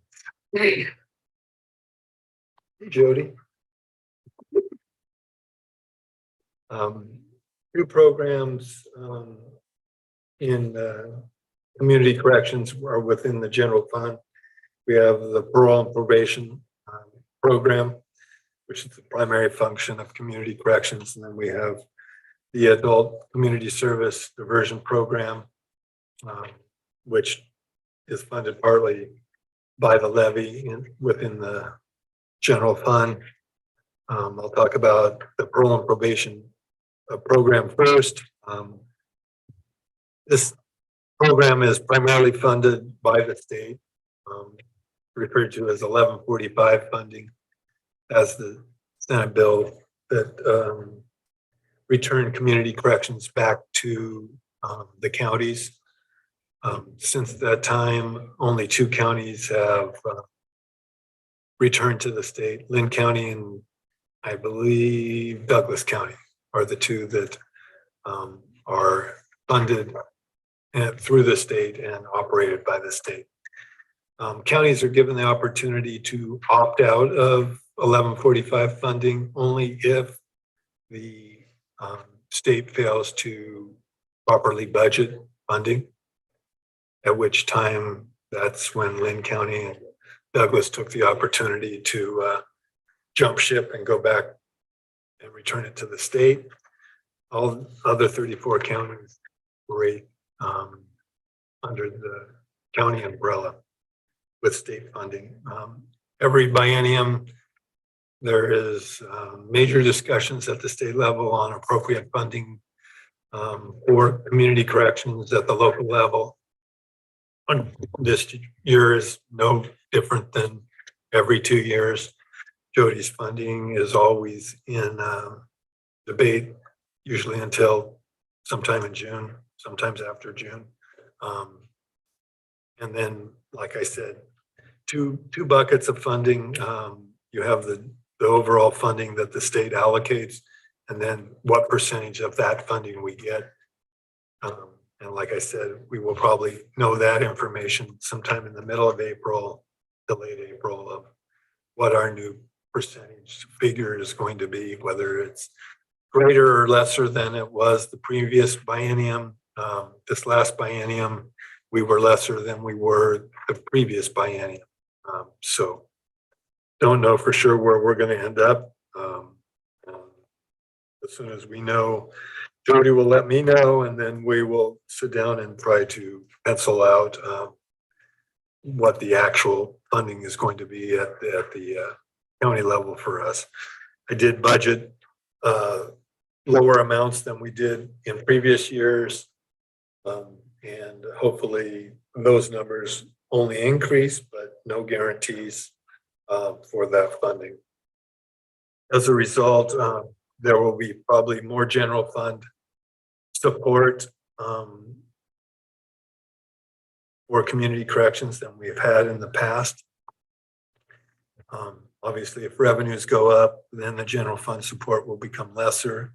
In the past, we have also benefited from community corrections funding, helping our reserves grow because we receive more funding than we actually spent. So when times are good, they help, and when times are bad, we supplement. So right now in this budget, we're supplementing a little. We will address it in its finality when we have a better numbers from the state.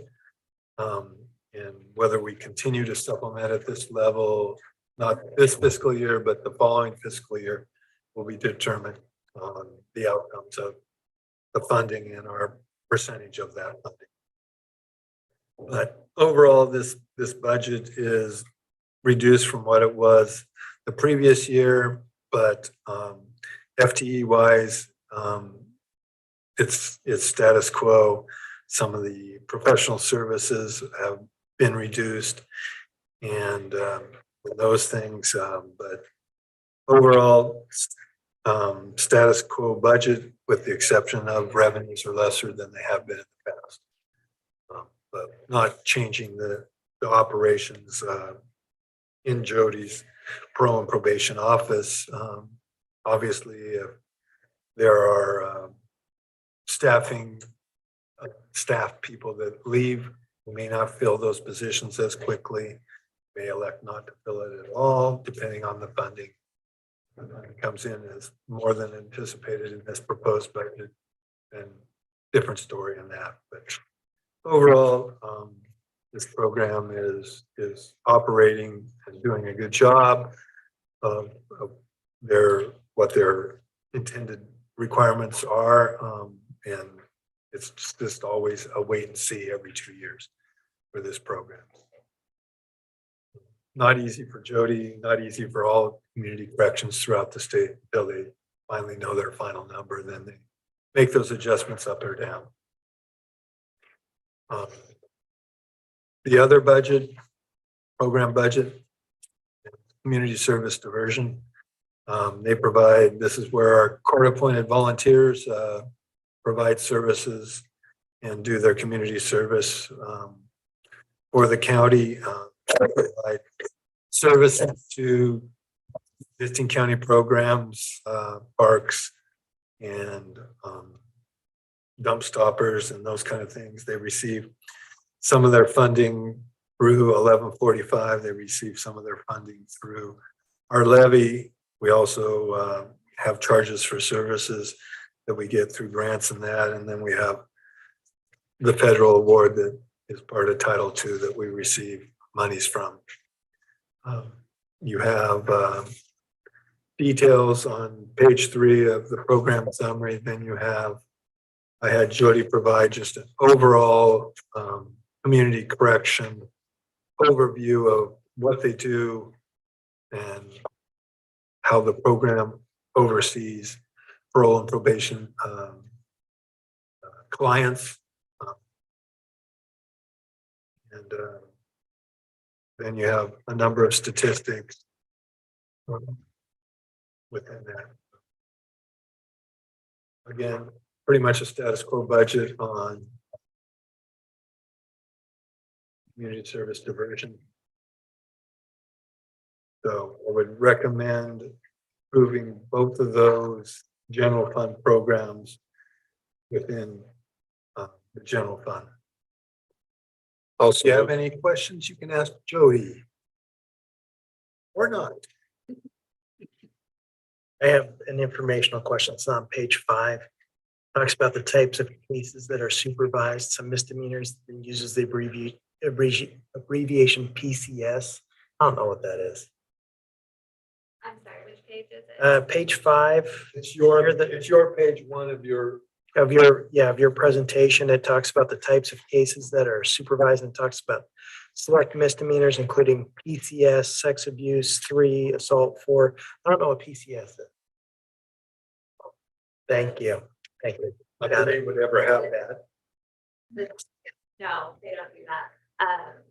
The PCS cases are the ones that were decriminalized. And so a reduction in our numbers and funding is direct measurement. Great. Thank you very much. Further discussion?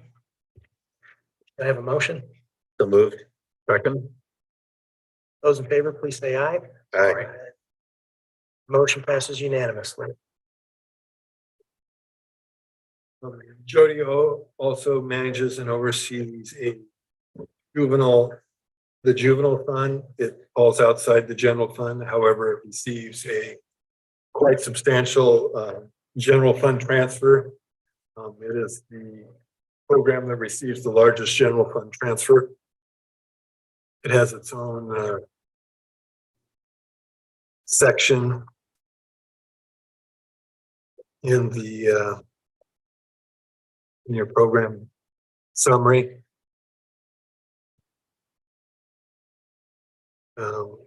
Revenues in the amount of $1,197,500. You have some program summaries there. You have 3 programs within the juvenile fund.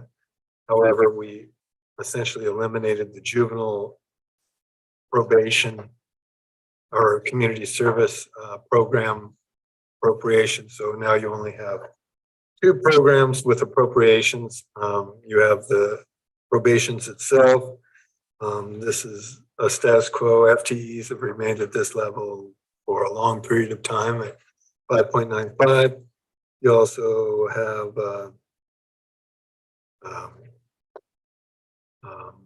a juvenile sanctions budget that provides our detention services. We do not operate our own detention facility. It's too costly for us. So we contract out beds. We contract with Yamhill County for our juvenile detention beds. I believe we have 4. And we have the ability to have overflow at an additional cost. We spend approximately $275,000 on juvenile detention beds. We have some contract services. And we provide general fund transfer, usually in the amount of around $800,000. I believe this year we're going to be transferring $755,000. So it's a little reduction in the general fund transfer that we've had in the past. But overall, this provides all the probation services for the juvenile program. Brody also provided additional information, but we actually have it showing up in the community corrections section. So if you wanted to go back there and look at some of the statistics for juvenile, 9, 10, and 11 shows, and 12 show some of those statistics. Community corrections, I didn't separate it, so it got lost in the program summaries for community corrections. So other than that, I would recommend that you approve both the proposed amounts of revenues and appropriations for these 2 programs. Further discussion? Or the motion? Yes. Second. Those in favor, please say aye. Aye. Motion passes unanimously. Well, we're so far ahead of schedule. Great. Thank you, Jody, for everything. Thank you. Grant. Good to see it work. So we have essentially done all the general fund programs with the exception of Austin. We can do community development now, or I can do some of the miscellaneous funds that we have scheduled this afternoon and get you out of here earlier. Your choice. Tell me what your pleasure is. Let's continue to move ahead. Okay. You want community development, or you want me to do a bunch of miscellaneous funds? Let's do. You don't think Austin's coming down, so it doesn't. He's not coming down. Well, We could add time yeah. if Austin came down. We can get back on schedule, bring Austin down. Say what, he had the chance to come down. Community development. Okay, so we will do community development early and ahead of schedule. So community development is made up of 2 programs within the general fund. Used to be 3, but when we moved building inspection to its own fund, there's only 2. Planning and environmental health are in the general fund. And then there's 3 special funds that Austin oversees. And in building inspection, economic development, it's kind of himself and I co-overseeing economic development, and then he oversees household hazardous waste fund. So I will go through the 2 general fund programs, which are planning and environmental health. On page 1 in the community development section is the planning summaries. Planning is still moving forward and is very busy. The change in interest rates and that haven't affected the work that they're doing upstairs in planning. The FTE and budget is, it looks like there's more FTE in the planning section. Austin is the master of moving people around and allocating because he wants to try to show that his programs pay for themselves in certain places and that. So how he mixes and matches them. The FTE change is just more of a reshuffling of personnel and allocations within the three main programs that he operates. You have a bigger contract service amount in planning for some long-range planning and those kind of things. Overall cost to the county is about the same, and this is pretty much a status quo budget, other than the change in FTE. You'll find later there'll be a reduction in FTE in other programs, so overall, no net increase in FTE, but planning, like I said, is still very busy and doing a lot of those things that they do upstairs on land use action. And those. Environmental health, the other general fund program is on page 3 and page 4.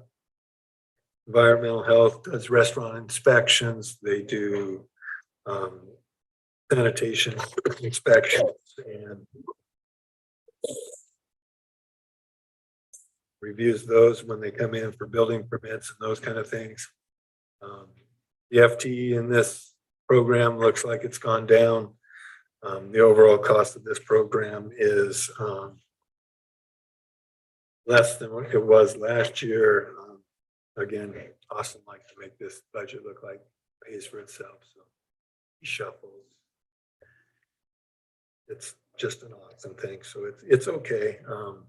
But this program is going to cost us, at least it has an amount, but in reality, when it's all said and done, they end up bringing in more money than they expend in this budget. So when it's all said and done, it will be cost neutral to the general fund and environmental health. And it's been that way for a number of years now. So those are the two programs for the last 2 years in economic development and to help effect economic growth and stability. We have paid out of economic development the restaurant licenses for businesses that were in existence. We didn't pay for new licenses, but if they were in existence the prior year, and they were still in business, we paid for their licenses out of environmental health or out of the economic development fund. Whether we're able to do that this following year is yet to be determined, but we may still do the same thing if we have adequate resources in the economic development fund. So that's just general information about one of the programs that exists within environmental health. I would recommend you approve both planning and environmental health that reside within the general fund. Your motion. I'll move. Second. Those in favor, please say aye. Aye. Motion passes unanimously. Now to the dedicated funds that Austin oversees. Building inspection. We moved that out of the general fund 2 years ago. It is its own fund now. It does. It continues to build reserves for itself as times have been very healthy in building inspection. You can see that building inspection revenue has gone up over the last few years. Austin is projecting that it's going to be at a record all-time high of $925,000 for this upcoming fiscal year. Hopefully that does occur. You can see they've also built a contingency in this program of $250,000 that's being proposed. FTE wise, you're seeing an increase in FTE over the previous year. You also are looking at, they're going to buy a new vehicle out of this fund for the program. So building inspection is quite healthy and doing well.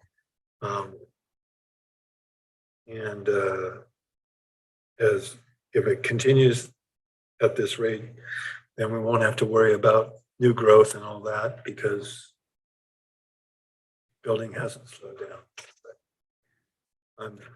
He's optimistic. I may be less optimistic, but he has plenty of reserves to be optimistic with. So if he doesn't achieve the 925, then we'll still be okay. This fund is not in jeopardy with COP from that. So hiring and finding building inspectors and contracting with her on that is sometimes a difficult thing when we lose them. He's been scrambling this current fiscal year to find some bodies. I think he's in pretty good shape now, but continuing, that's always a struggle in the program. And it's not just for Polk County, it's a struggle for everybody. So but overall, this fund, I recommend that we approve appropriations and revenues in the amount of $1,250,000 with $250,000 of that being in contingency. I so move. There a second? Okay. Those in favor, please say aye. Aye. Motion passes unanimously. The next fund is the Economic Development Fund. This fund has been used for a variety of things in the last 2 or 3 years. We have the costs and the revenues associated with this program have been drastically changed over the last 2 or 3 years. As a result of COVID, we received monies directly from the state. We've paid a lot of our business monies that we received from the state for COVID directly out of this fund. We received those monies. We also received monies from Senator Boquist earmarked for broadband, rural broadband expansion, 1.68 million. We're in the process of spending that money. We have spent well over $1 million of that to increase rural broadband in Polk County. We also used CRF money, which is COVID relief money, to use that initially for expansion of rural broadband. So we've had 2 phases of rural broadband expansion.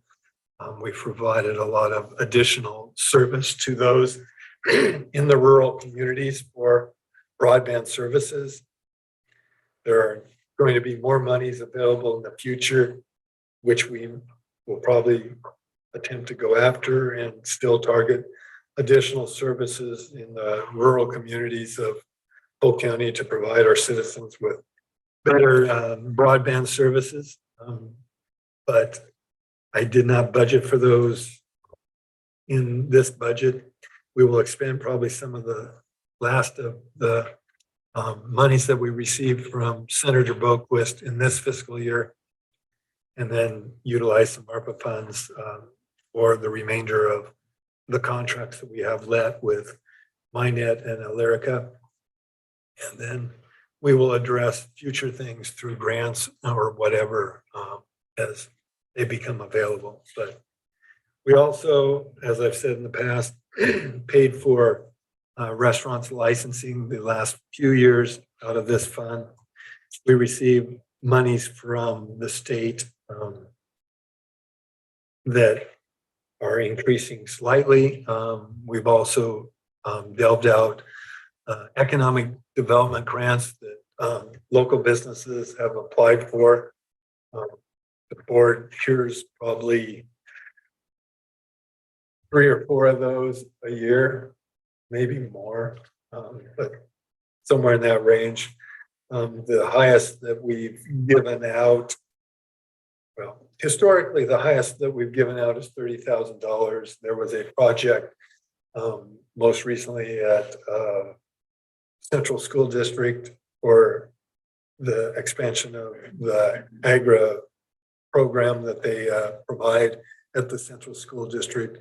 It's the only time where we've exceeded the $30,000 cap, and I think we gave them 43,000 is what we committed to. I don't know if we cut the full amount of that check or not, but we do provide those local businesses or local programs that expand opportunities for job growth or jobs. The board hears those, reviews those applications. The applier, those that are applying for the grant, usually come in and provide information to the county. And then the board determines the level of their funding request. Those are the main projects that occur in economic development. We always have a placeholder of $700,000. Why we picked $700,000, it's been the same number for well over a decade. It's for a potential community development block grant, which we never apply for because usually those occur within the cities, and cities or other entities apply for those. We don't in our case. We have that placeholder just so we don't have to bring the budget committee back in case we get one. Whether 700,000 is the right number and the number we've used.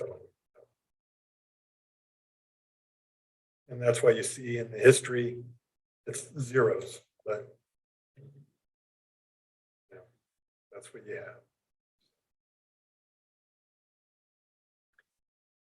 There a motion regarding the community development budget? Move to approve. Second. Those in favor, please say aye. That was revenues and appropriations, right? Yes. And I didn't mention, we do fund other things out of economic development. We fund the trapper, we fund a water master, fund other elements of economic development. We also pay for said core dues and those kind of things that promote economic development and help bring businesses to the county. So the last of the dedicated funds that Austin oversees is the Household Hazardous Waste Fund. This is a fund that has revenue shortfalls, issues. We used to sponsor a couple more events than we used to. Now we're down to one event. We haven't changed the amount that we have placed on our garbage collection dues, and that I think it's 25 cents.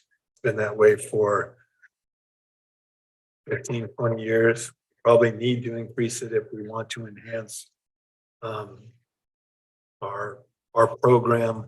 We partner with Marion County a lot on them allowing them to take their household hazardous waste over to the burner and those kind of things, Marion County. So this program, as you can see, we continue to lose more and more money. This year, actually, we might hold even just due to activity in that, but we probably will need to address raising the rates.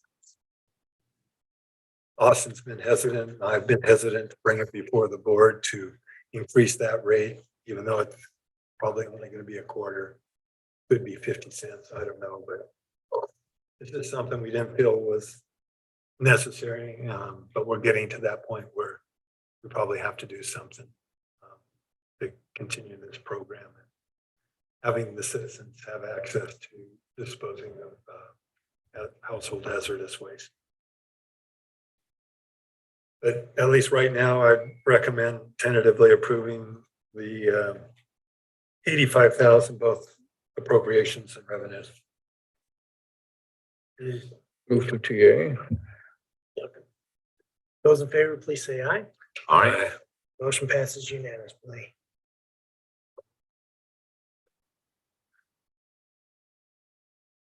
Bingo.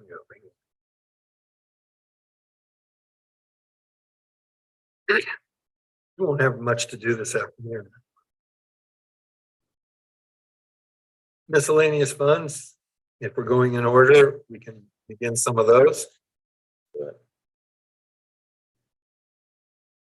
Insurance fund, is the first one in the packet on page 1. For the first time this last year, the county elected to go with a fixed rate in workers' compensation rather than a retro plan. Retro plans, if you have good years, you benefit, bad years, you're punished. Overall, I think in the history of going with a retro plan, we've probably saved the county well over $1 million. The savings on a retro plan versus a fixed plan is getting lesser. And the board elected to go with the fixed plan this current year. Commissioner Pope and I have a bet. It'll be lunch, depending on our actual claims and which way it would have produced the best result for Polk County. But there is no risk when we're on a fixed rate. So we'll see. It's a coin flip. I almost went with recommending a fixed rate, but I continue with the retro rate. But there was no wrong answer in what was chosen. It's just a gut. And I'd like to think we do a good job safety wise. We one slip and fall, and you know it'll ruin your experience rating and both your claims. So, and it can be the smallest of things that no one could prevent. That's probably, and then our property and liability insurance continues to go up. Obviously, as we acquire more real estate to provide our services, and that will increase that cost associated with buildings and that. Property is probably the smallest amount of what we have to pay in insurance. Liability insurance is liability insurance when you have a public works department and when you have a operate a jail and a law enforcement offices. Your risk is high, and we've had claims against the county, and we've paid out some of those claims, and we've been successful on others. So the cost associated with insurance is only going up, and litigation goes more damn lawyers. But, You have to earn a living too, Greg. okay, but charges to the departments internally are going to continue to increase. That's just the reality of doing business in our world. So we aren't big enough to self-insure. We would have to probably, if we even wanted to self-insure, we would probably have to dump $1 million to $1.5 million of reserves in here to cover. When you self-insure, you don't fully self-insure. You usually buy reinsurance or excess insurance, whatever you want to call it. You pick a number, whether you're willing to pay the first $250,000 in a claim or whether you're willing to pay the first $500. Obviously, the higher you go, the lower your premium is, but that is not cheap. And whether we want to assume that much risk, we're just not big enough. There's probably 5 counties, I think 6 counties self-insured. And they all have much bigger populations and much bigger budgets than we have. 3 metro counties, Marion, Lane, and Jackson County, I know self-insured. I believe Deschutes does too, so there's probably 7. Everyone else buys insurance. And we're in that boat, and we'll continue to be in that boat. Looking at it, you would have to increase staff just to handle claims, address claims. You'd probably have to have a litigator on retainer to deal with it. So it just doesn't pencil for us. On the good years, we would come out ahead, but on the bad years, we'd eat our reserves quickly. So this is kind of where we are. Not big enough to self-insure, so we're at the mercy of insurance. Continue to purchase it, and there are very few companies that offer insurance to people that operate jails. We go with CIS and they pretty much insure everyone in the state that is of our size or small. So, I would recommend, there is a general fund transfer. We're having to, put some of our reserves from the general fund into this fund just to maintain it. That's why I'm increasing the internal charges to departments. And I'll continue to do that till we get to a level that we can sustain again. But I'd recommend that we tentatively approve this budget, both in appropriations and revenues of 1.2 million. Is there a motion? So moved. Second. Those in favor, please say aye. Aye. Motion passes unanimously. Were you selected for jury duty or not? Oh, I'm active right now. So wait. Excused for lunch and I have to be back at 1. Okay. Curious about the case, but I can't ask. I Won't ask. can't talk about it. Yep, yes, I understand. Next fund is the county school fund. This is money in, money out. This is monies we receive from a utility franchise tax in lieu of and state timber receipts. Currently, the county is utilizing state timber receipts to maintain resources at the county roads. So none of those monies go into here, but we do receive the utility franchise tax. And the utility can choose one method or another. They go back and forth about every 3 years. But this is pure money in, pure money out. And you had to modify this depending on the amount that we get. This is the closest estimate that we have at $175,000. It's no impact to the county's operations and that. Whatever we receive, we just push back out to the state. So I would recommend tentative approval on appropriations and resources in the amount of $175,000. So moved. Second. Those in favor, please say aye. Aye. Motion passes unanimously. Next fund is the law library fund. This is a fund where we're required essentially by law to provide a law library.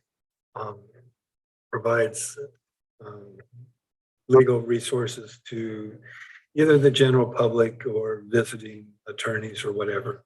Everything's online these days, so visiting attorneys and that don't utilize the law library like they historically did. The general public comes and visits. We have 1 or 2 individuals that come in and utilize it now and then. But we receive monies from the state. It's usually not enough to cover the resources that we have to provide. We do charge them rent and that, so it requires a general fund transfer of about 25,000 a year to maintain this fund. It is just part of doing business. Some counties have more elaborate law libraries, some have full-time staff. Don't know why, but they choose to. But I'd recommend tentative approval in the amount of 85,000 for resources and appropriations. Is there a motion?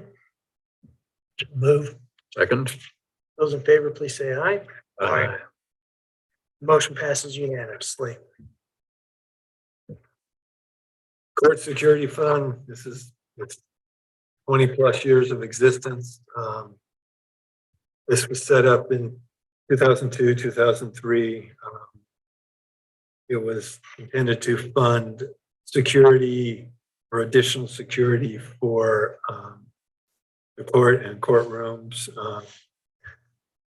The amount of money that has been provided at the state level used to be quite substantial. Over time, they kept robbing that, and the county receives very minimal amounts of funding from corp and state operating grants to the tune of about $14,000. We're living off a beginning fund balance, and that beginning fund balance reduces every year. And continues to be reduced to the point where eventually it'll run into the same problem that we have for the household hazardous waste fund, and we will have to choose what we do with court security monies and those kind of things. So, you know, we do spend monies on small upgrades to court security. They have their own kind of funding now. They spend some of their money on. It's just more of a historical fund that used to have funding that doesn't have that much in it. So I'd recommend approval in the amount of $132,500 appropriations and resources. Move to TA. Second. Those in favor, please say aye. Aye. Motion passes unanimously. Domestic mediation fund, this again started in 2002, 2003. There were 3 or 4 funds that were created in that fiscal year due to legislation and that. Domestic mediation is a budget. Most of its funding, or essentially all of its funding, comes through state operating grants and a small general fund transfer. I think we hold classes in here every other Tuesday. So twice a month. It's how to, if you have children and you're going through a divorce, you are required by law to attend that class. If it's your second time through, I don't know if you have to have a refresher or not. Don't know. You have to go twice. You've done it in the last 2 years. You don't have to do it over. Okay, so if you're a frequent flyer that gets divorced quite often in a short period of time, you don't have to go. But yeah, it's required by law. Get a good deal there.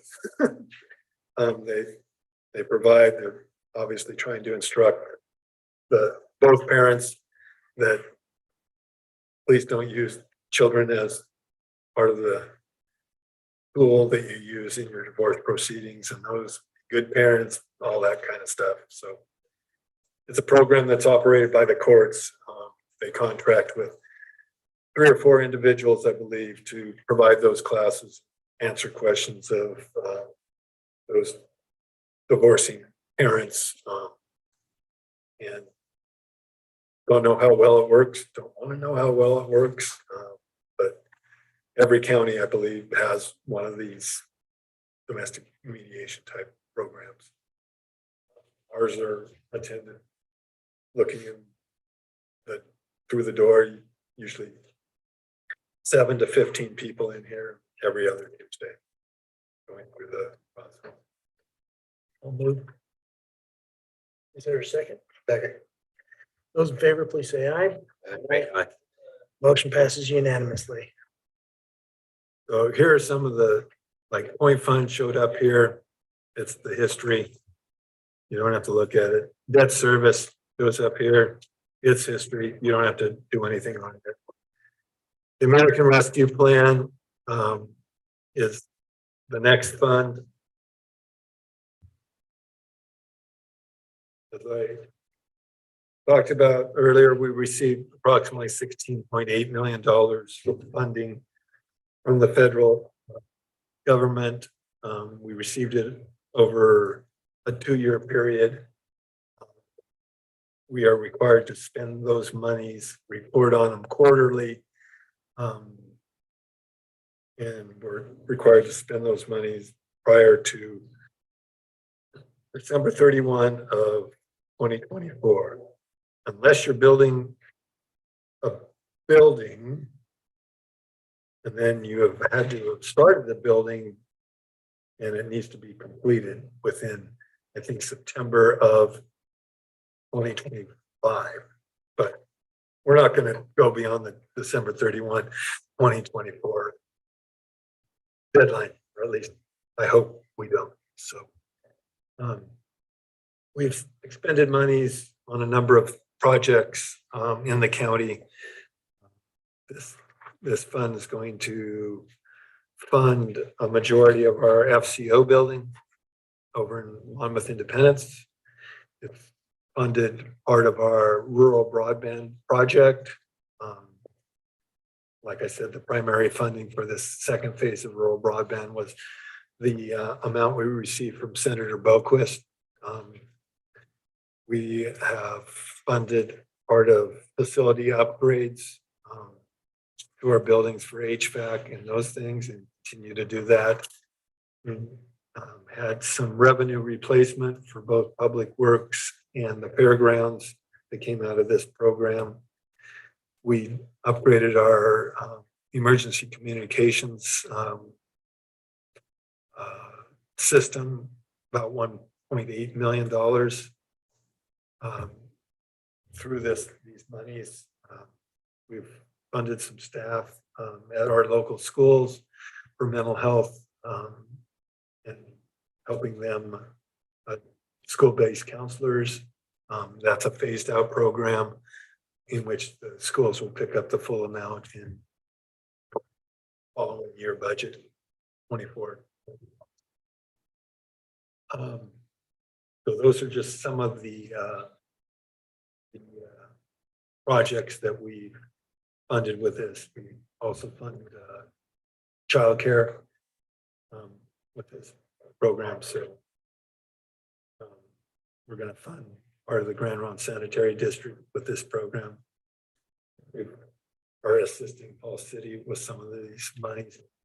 So I could go on and on about what we are doing with these monies and have done with these monies. Overall, we've spent it to almost all one-time purchases that were a benefit to the county and to help address future operations and also improve the lives of our citizens, at least in the rural communities with rural broadband and those kind of things.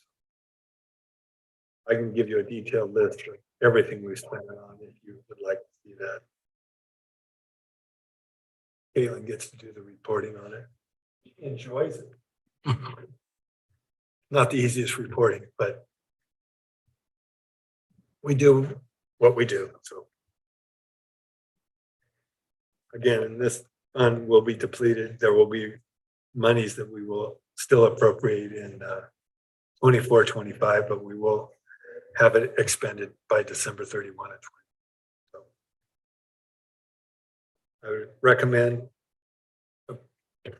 tentatively approving in appropriations and resources in the amount of $7 million. Is there a motion? So moved. Second. Those in favor, please say aye. Aye. Motion passes unanimously. And this is a new fund for the budget committee, not a new fund necessarily really for the budget itself. I think you tentatively during the last year's hearings, we didn't have the money. But when we formally approved the budget, we added it into the budget. We received monies from the state in the amount of a pilot project in the amount of $1 million. And then we also received behavioral health money in the amount of $2.5 million. So we have begun utilizing our pilot money. We have a consultant and some staff working on the homelessness issue. And we will probably be tapping usage of some of the monies that we received from behavioral health specifically for this. So we didn't put it in the behavioral health budget.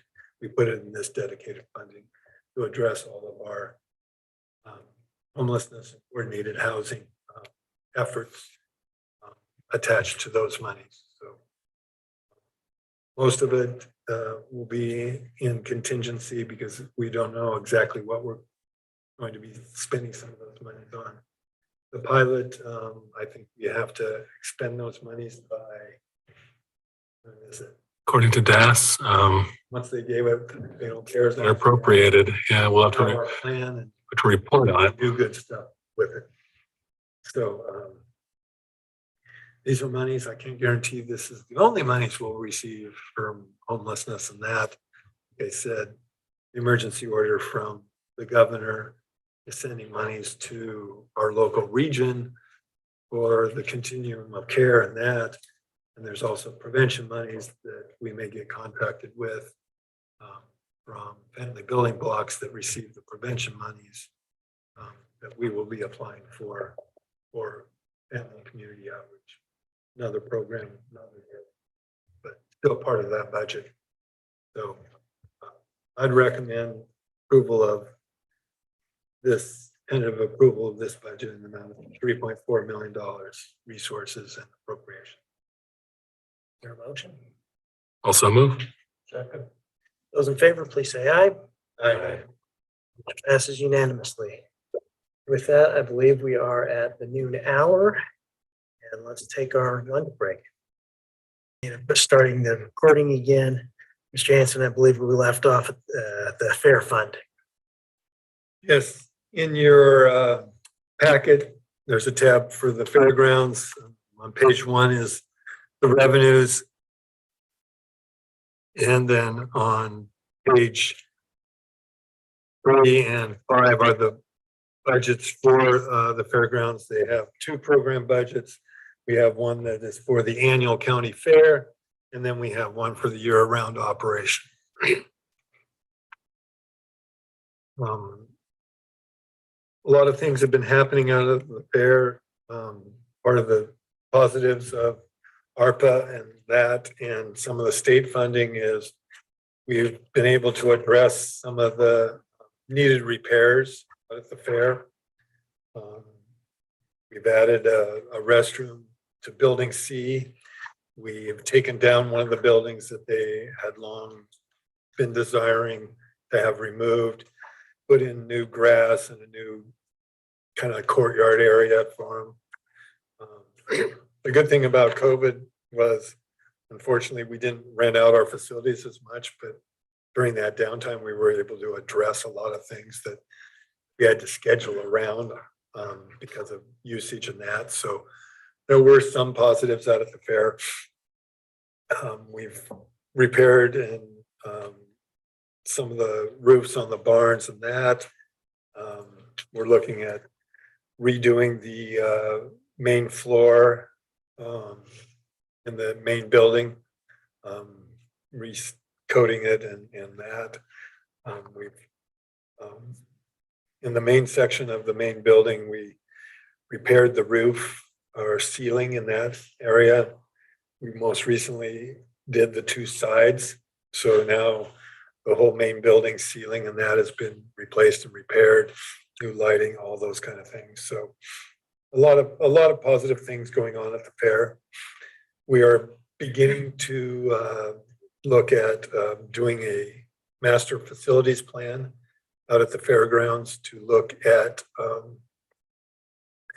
the potential out at the fair and look at the additional land that we have to the east that we bought 5 years ago, probably somewhere around there. I was beginning to wonder why I went to all the effort to raise Yes. that money. So we will be addressing that in the master facilities plan. What I look at for the fair in the future is realistically, the fair cannot continue to operate as it currently is, in my opinion. Can't depend on the general fund support and supplements that the general fund is pumping into that facility and that.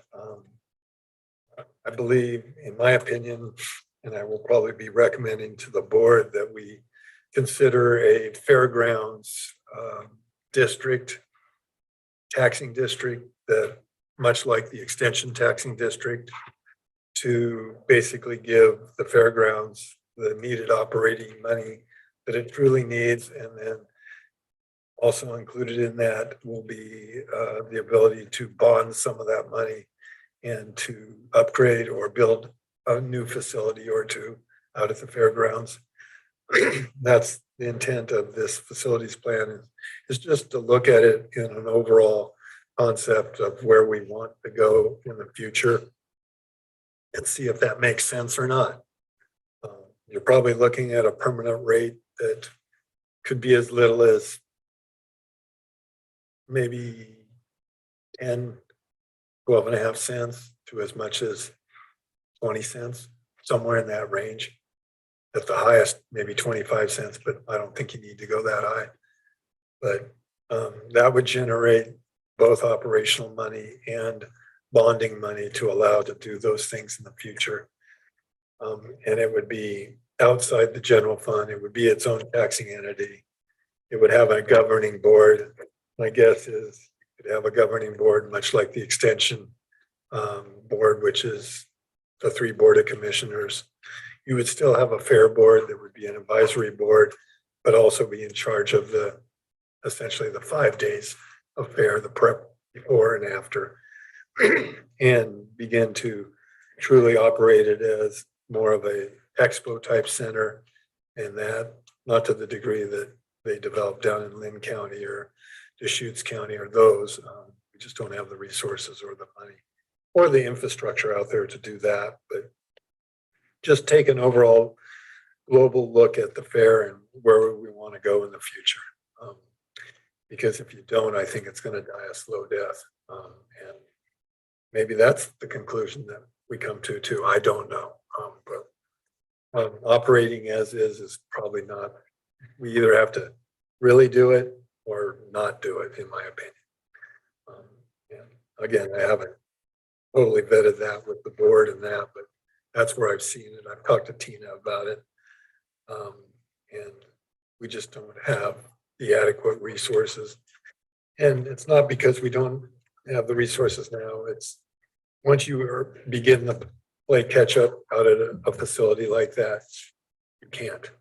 You just age and everything will determine that you need an infusion of capital or some kind of change to make those things happen. But I think the facilities plan is the necessary step to take now and then determine what that result produces, the cost associated with producing that, and seeing if it makes sense to go in that direction or basically phase it out. I don't know. I don't want to kill the fair.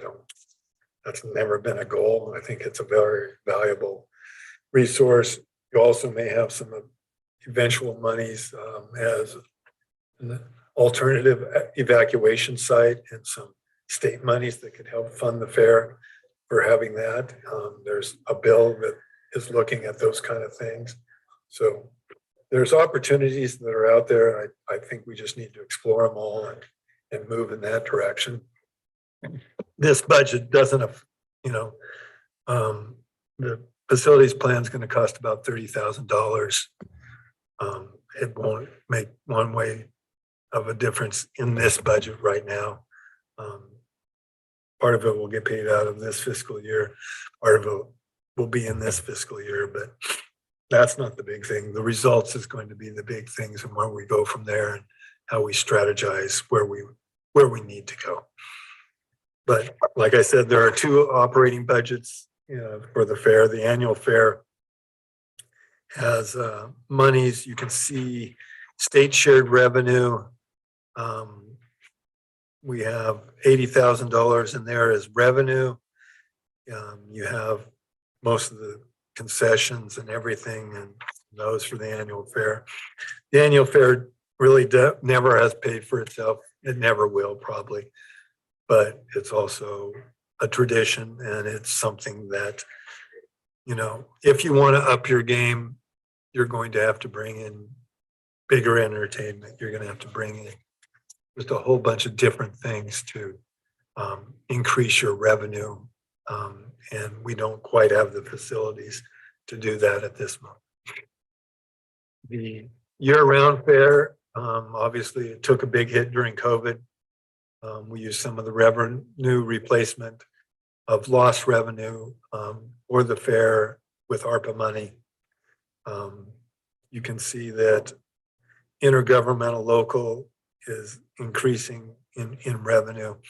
Those are monies that we receive from outside sources, and that charges for services also are going back to where they used to be prior to COVID and that.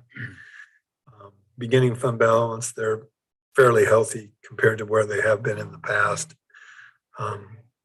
Overall, the budget's going up by a little over $100,000, but we're anticipating increased state funding to go with that. And then you have the general fund transfer trying to maintain at 200,000, and then transfer from the other fund is ARPA money to help them with HVAC repairs and upgrades. So those are the things you're looking at for the two program budgets. But the bigger discussion is truly going to be around the results of the facility plan, which we'll have by the end of October, at which time we'll probably, maybe I'll send out some information. I'll give you guys all copies of that facility plan just to look at and see what you think of it.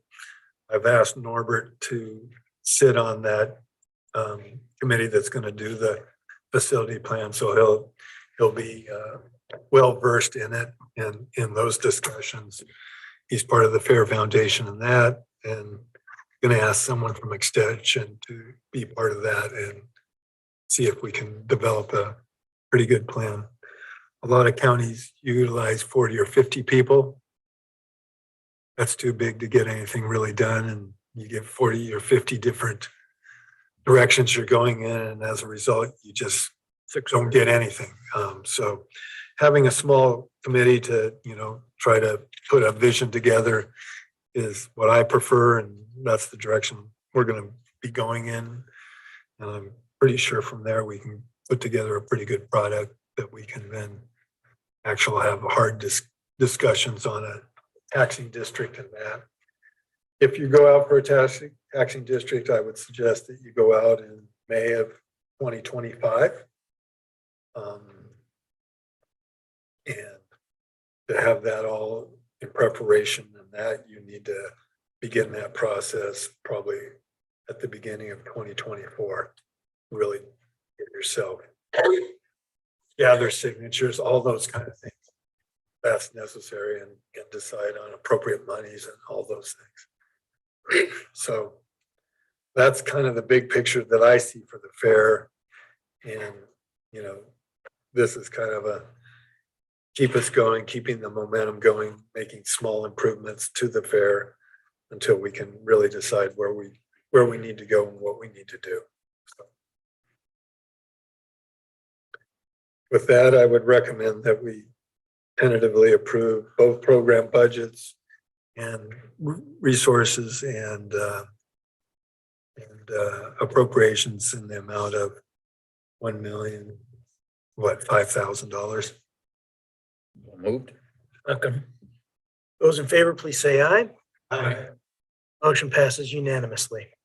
If you have heartburn with what I just said, then tell us not to go there, but I think it's what we really need to do to get the full picture and look at it, and then decide after we have a clearer picture of where we want to go. Good information leads to good decisions. Yep. Yep. So technically, that's it for what we have scheduled for today. We can do management services. If you want, we can wait and do it all till tomorrow. Being on how quickly we can get through things, I suggest we don't start until 9:30 tomorrow. And then you'll still have probably almost everything done by the time we get to public comment at 10:30. Public Works won't take a long time. I can have Todd come in and talk to you about the 3 projects we have going on, but They're in the process. But we can do some more today, or we can end for today and go on tomorrow. Your choice. Does anybody have a strong preference? Let's keep moving then. You want to keep going? Let's keep going. Okay. There is one other thing I want. Oh, so could we talk about that a little bit? Oh, sure. Let's keep going and get the management services stuff done. Yep. And let's go back to the old way with behavioral health and that, and have the, Oh, we could if you want. just to see what she has to say.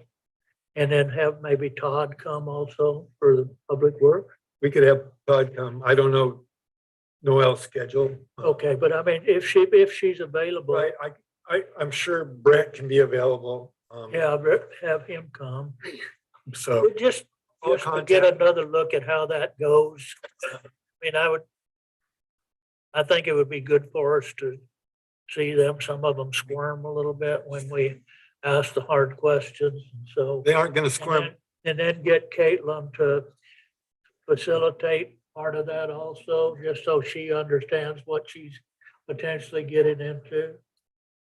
Oh, Nah, I'm she doesn't- teasing. He doesn't have to do that.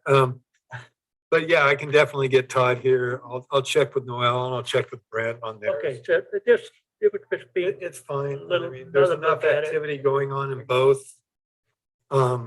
With Noel and behavioral health. It's changing almost I know. weekly, and that's the Yeah. problem with. Well, but I mean, just get their perspective of it. Their Yep. perspective is Yeah, important it's to good, get. it's good to hear from them and that, They're more connected to it than a lot of us but are. yeah. I'll contact them after we're done on the day. Okay. There is one thing that I didn't put in a discussion piece. But I meant to. I've been rolling around with the thought of potentially creating a PERS reserve fund. A what? PERS reserve fund. So every 2 years, we take a hit. I know, Obviously, this year it was a minor hit.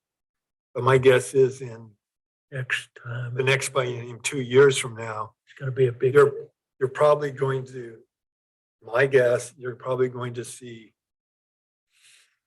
they really should have a 6% hit, but they won't because people will cry that that's too much.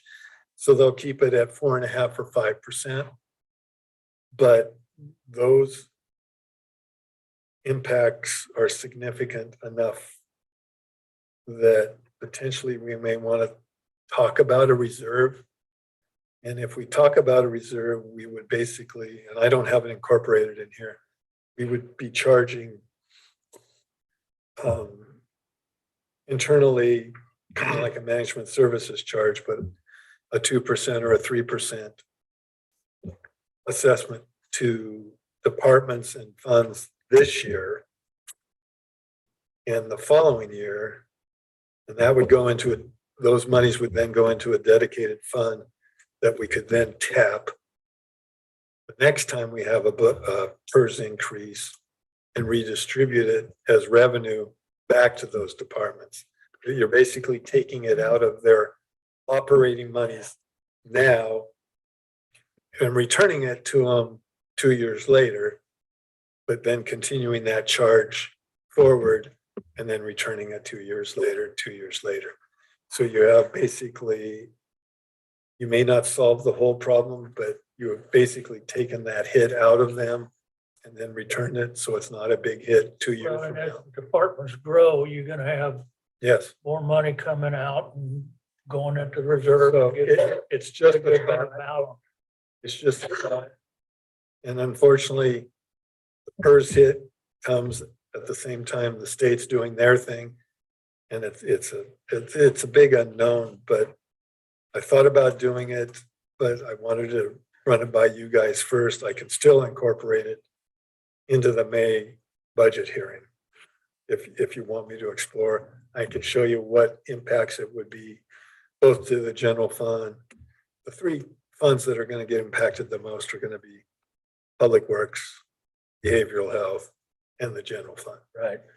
Everything else won't be affected to that big a degree. I'd like to see it.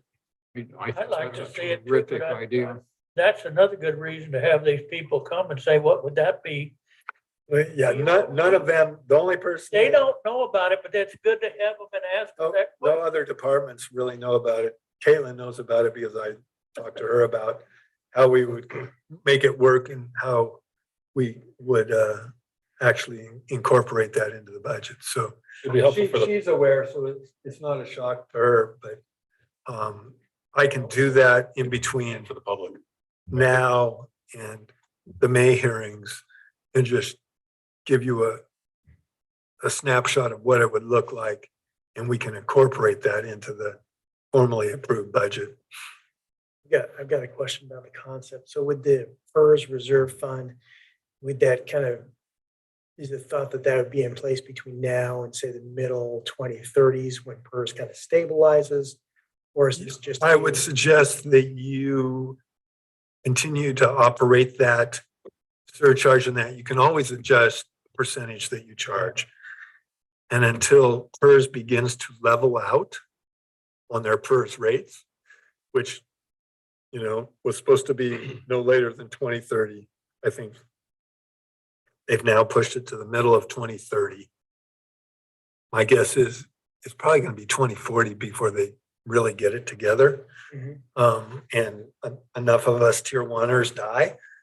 I'm not allowed to die according to Caitlin. I'm here till 2052. That's when she retires. I'll be 92. It's okay. Jeremy didn't have issue with it, except I needed a mental health exam at 80. Yeah, make sure you're with it. But We have a good department to you handle know, you that. can always adjust it. It basically acts like a management services. So if it's 3% this year, it could be 2% next year. Sure. It's just to absorb some of that. Try to smooth. it out. Utilize it over time. Yeah, and Yes. if you're gonna do it, this was a low year of PERS rates, do it. So this is the year to start it. So in my mind, it was the year to start it, but whether, you know, it was something you guys had heartburn over. You know, we're able to provide all the services, in my opinion, that we currently need to do. And even with this surcharge or whatever you want to call it, we'd still be able to do that. I can't guarantee that in the future. It's 2% of payroll. It would be 2 or 3, depending on what number. And I can show you what it will be at 2, what it will be at 3, and how much money that would draw down on either their contingencies or reserves, and how much it would hurt our contingencies or reserves in the general fund. Those are the 3 funds. I mean, they're the big ones. They also have fairly substantial reserves right now also. So This would also be a good tool to have discussions about the budget with the public, so they understand what we're doing and why we're doing some of the stuff we're doing, so. yeah, Have them You know, understand, like, I don't like reserves funds, no, but but PERS is here forever. PERS increases are here for, yeah, in my opinion, the next minimum 10 years, if not 15, 20. And absorbing these kind of hits was painful back, you know, 5, 7 years ago when I didn't have as much money. we would have been in real trouble trying to do that. Absolutely. And when you're fairly financially stable, it's probably a good time to begin it. Yes.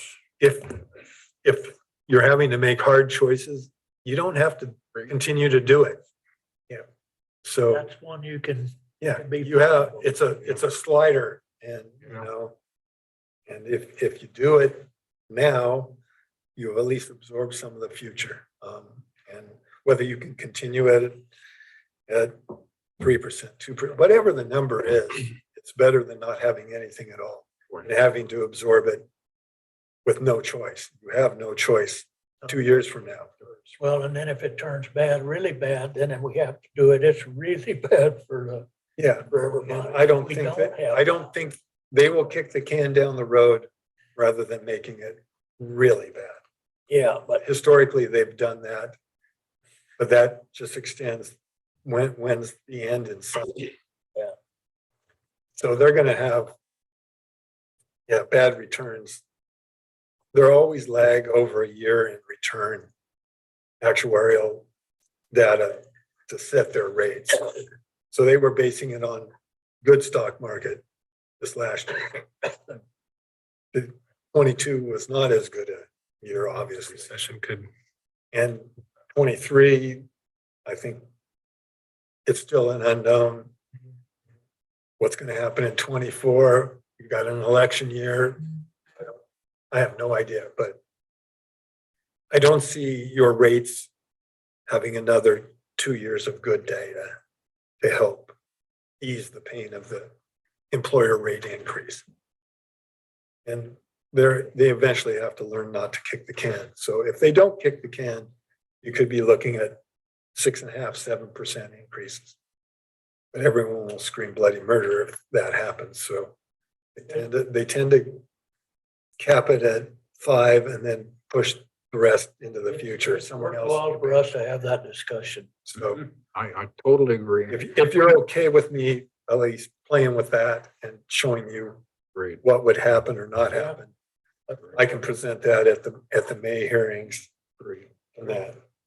So perfect. I think that sounds like a good concept. okay, so I didn't want to, if you guys were, no, let's not do it. It's not the right time. Then I wasn't going to waste my time doing it either.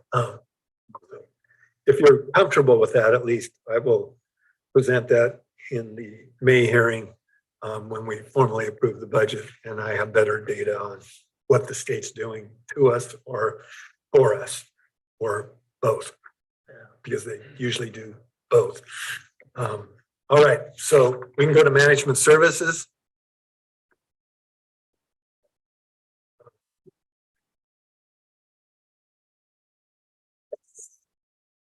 Management Services Fund is made up of a number of programs. You have Board of Commissioners, Central Services, Academy Building Maintenance, Jail Building Maintenance, Buchanan Building Maintenance, Courthouse Building Maintenance. As we get more buildings, we just have lots of buildings. Information Services, GIS, Finance, Human Resources, and County Council are the programs that make up what we charge out in management services. And then we have the non-departmental, which is where the first budget that shows up, which is on page 3. Basically, you have two functions of that budget. The 625, which shows up in special projects, is truly our contingency.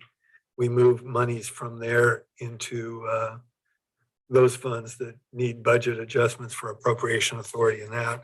The other thing we do is transfer $750,000 to the building improvement fund for the rents we collect, both at the academy and at the courthouse. This program always makes money because it's where our management services revenue is recognized and we have a beginning fund balance. The next program in your is the Board of Commissioners. Obviously, we moved the Board of Commissioners into management services and out of the general fund because they truly act as policy decision makers in that, and they oversee basically the whole county. So they act more as an inter departmental oversight than a standalone general fund. And it wasn't really fair that the general fund absorb all of the costs associated with the board when they oversee all of the county. So we moved that into Board of Commissioners. I originally, when I first did this as an intern back in the 80s, had the Board of Commissioners there. I was educated that would never occur by a certain commissioner, but that commissioner is no longer a commissioner. And it took me 20 years to be brave enough to move it. So I did. So, you know, and it's fine. It truly should have been there from the beginning, but it wasn't the political will of the board at that time, so it was never included. Board of Commissioners have the 3 commissioners, shows their salary, benefits and that, and then their small operating budget in M&S. Really not much different than what occurred in the previous year.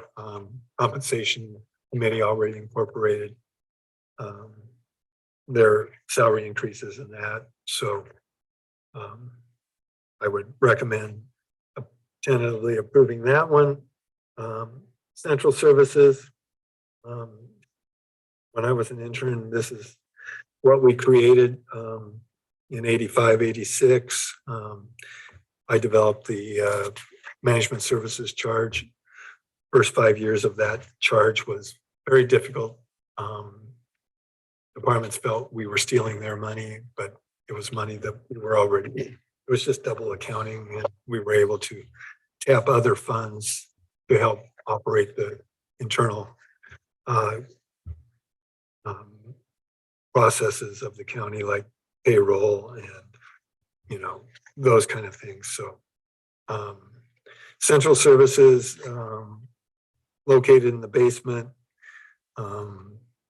used to be known as General Services. We have pretty much, again, a status quo budget there.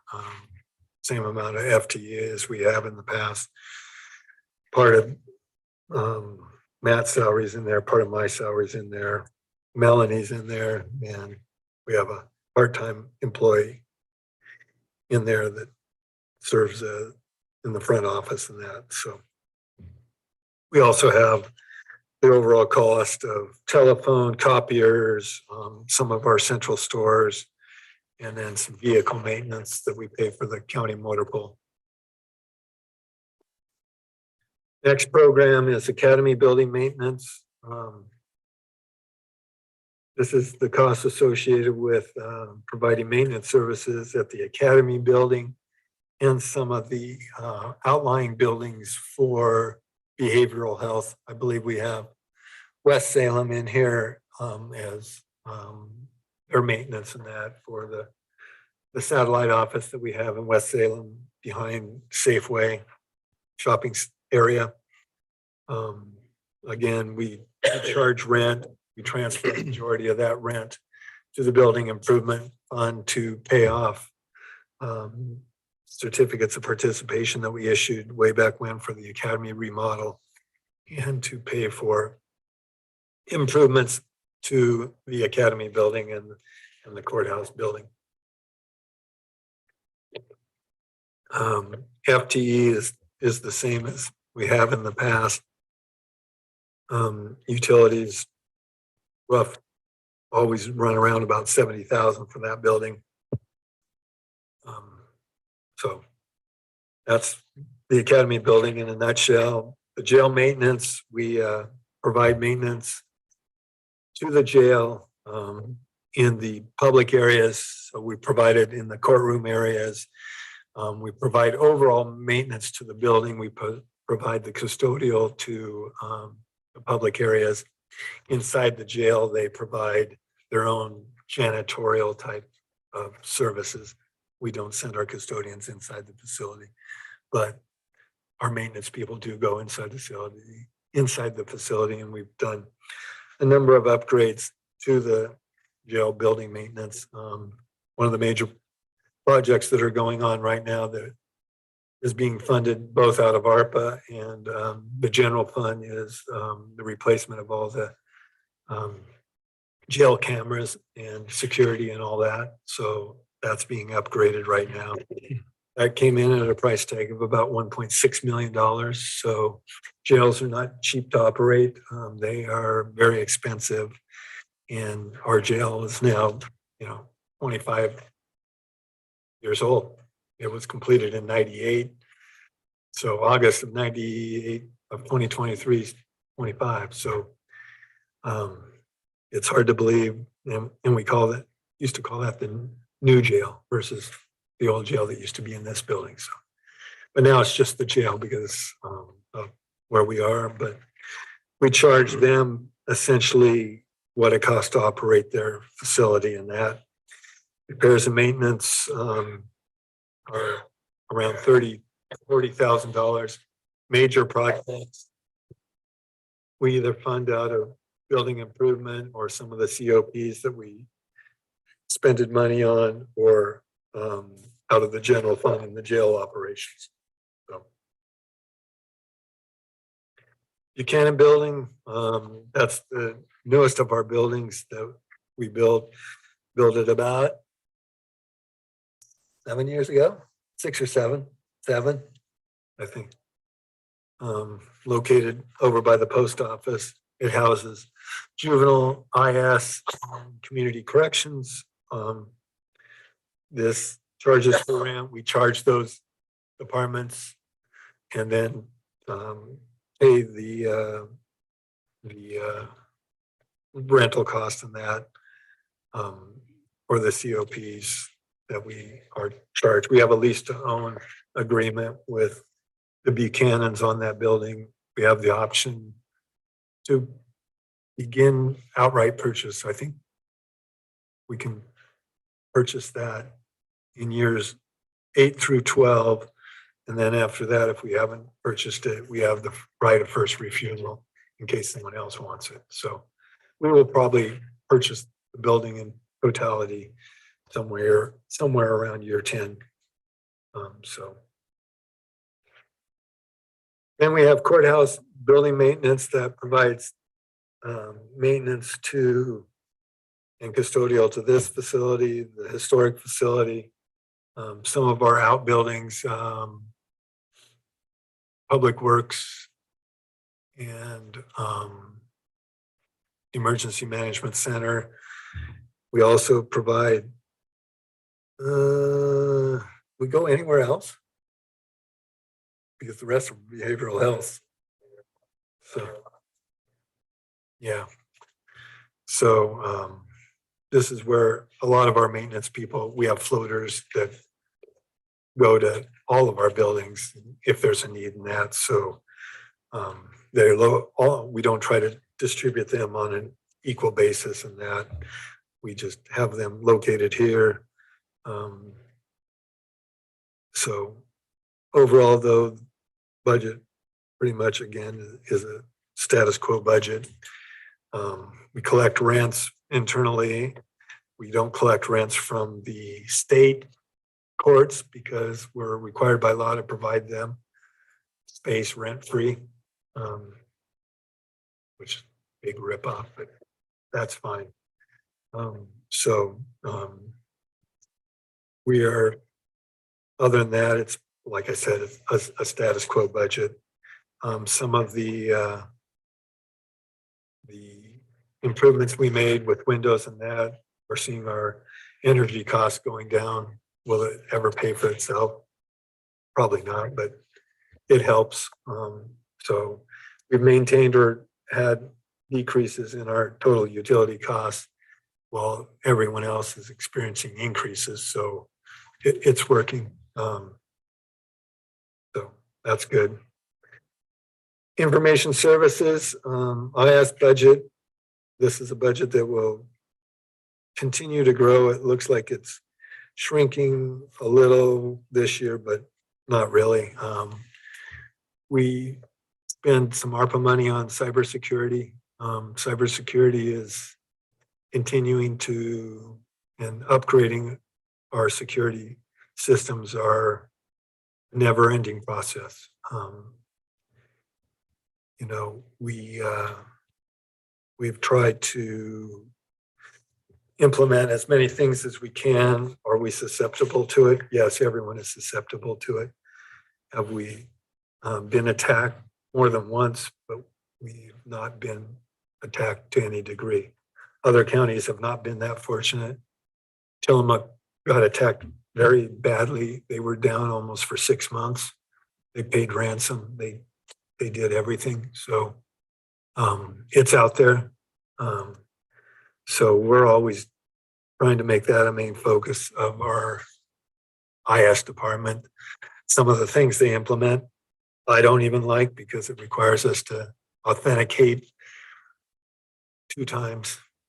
We're talking about 3 times. It's frustrating, but if you want to protect yourself, you got to do certain things like that. So, you know, we're not getting smaller. A lot of people, PCs cost less.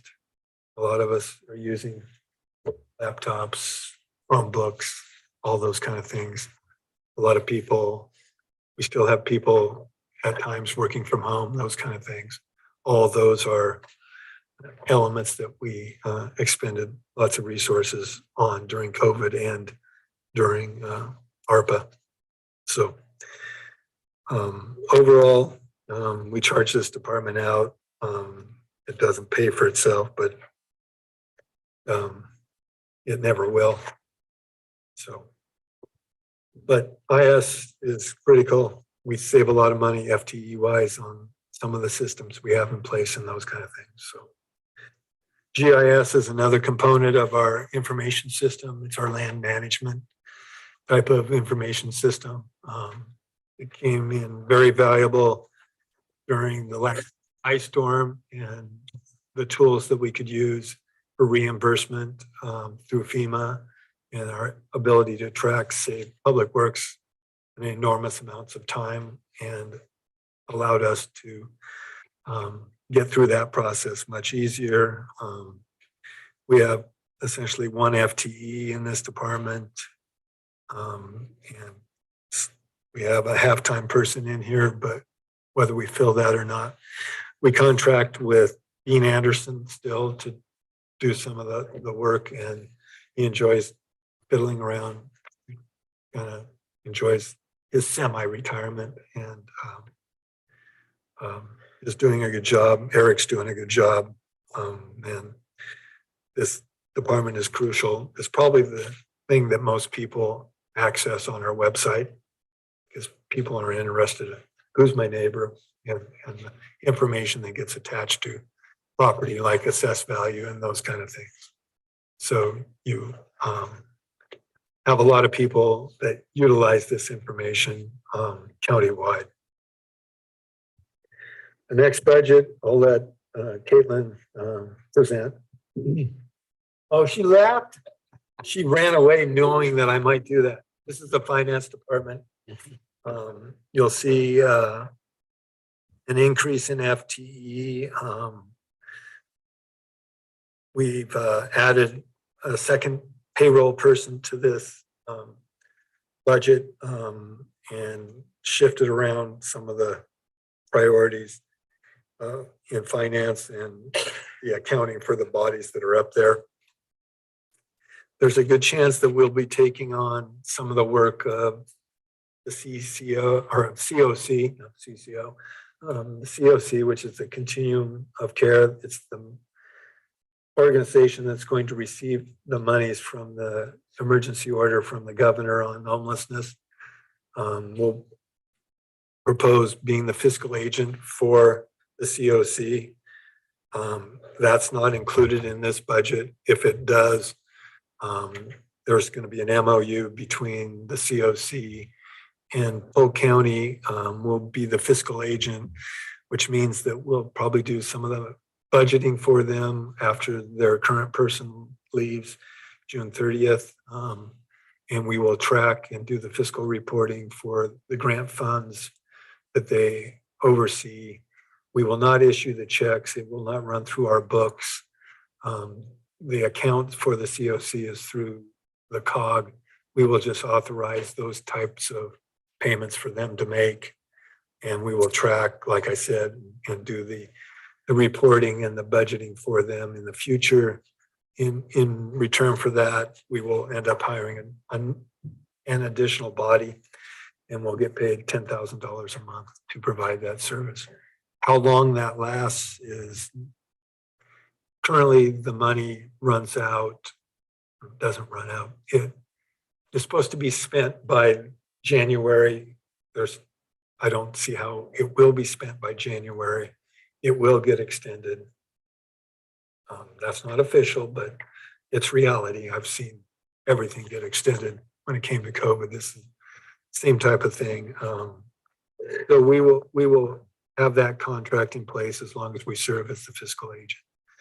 We're gonna probably need to add a body up there anyway. This just jumpstarts that. And we'll be able to utilize that body for both the fiscal agent type services, plus doing some county stuff at the same time. So overall, this budget is increasing due to the increase in FTE.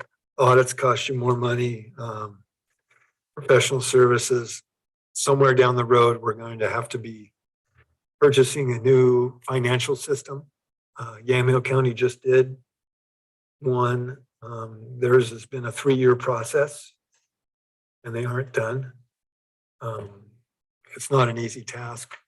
They spent over $3 million on theirs. We will not spend that much on ours, but it will be a huge undertaking and it'll require some of my time, a lot of Caitlin's time, and a lot of her staff's time when we actually enter into that process. So those are the things that are out there on the horizon for finance. I just need you to come back so I can make her do stuff. I don't have a guesstimate of that cost, do you, for that?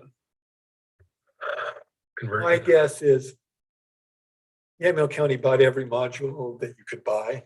We will not buy every module that you buy. They bought one of the more Cadillac systems by Oracle.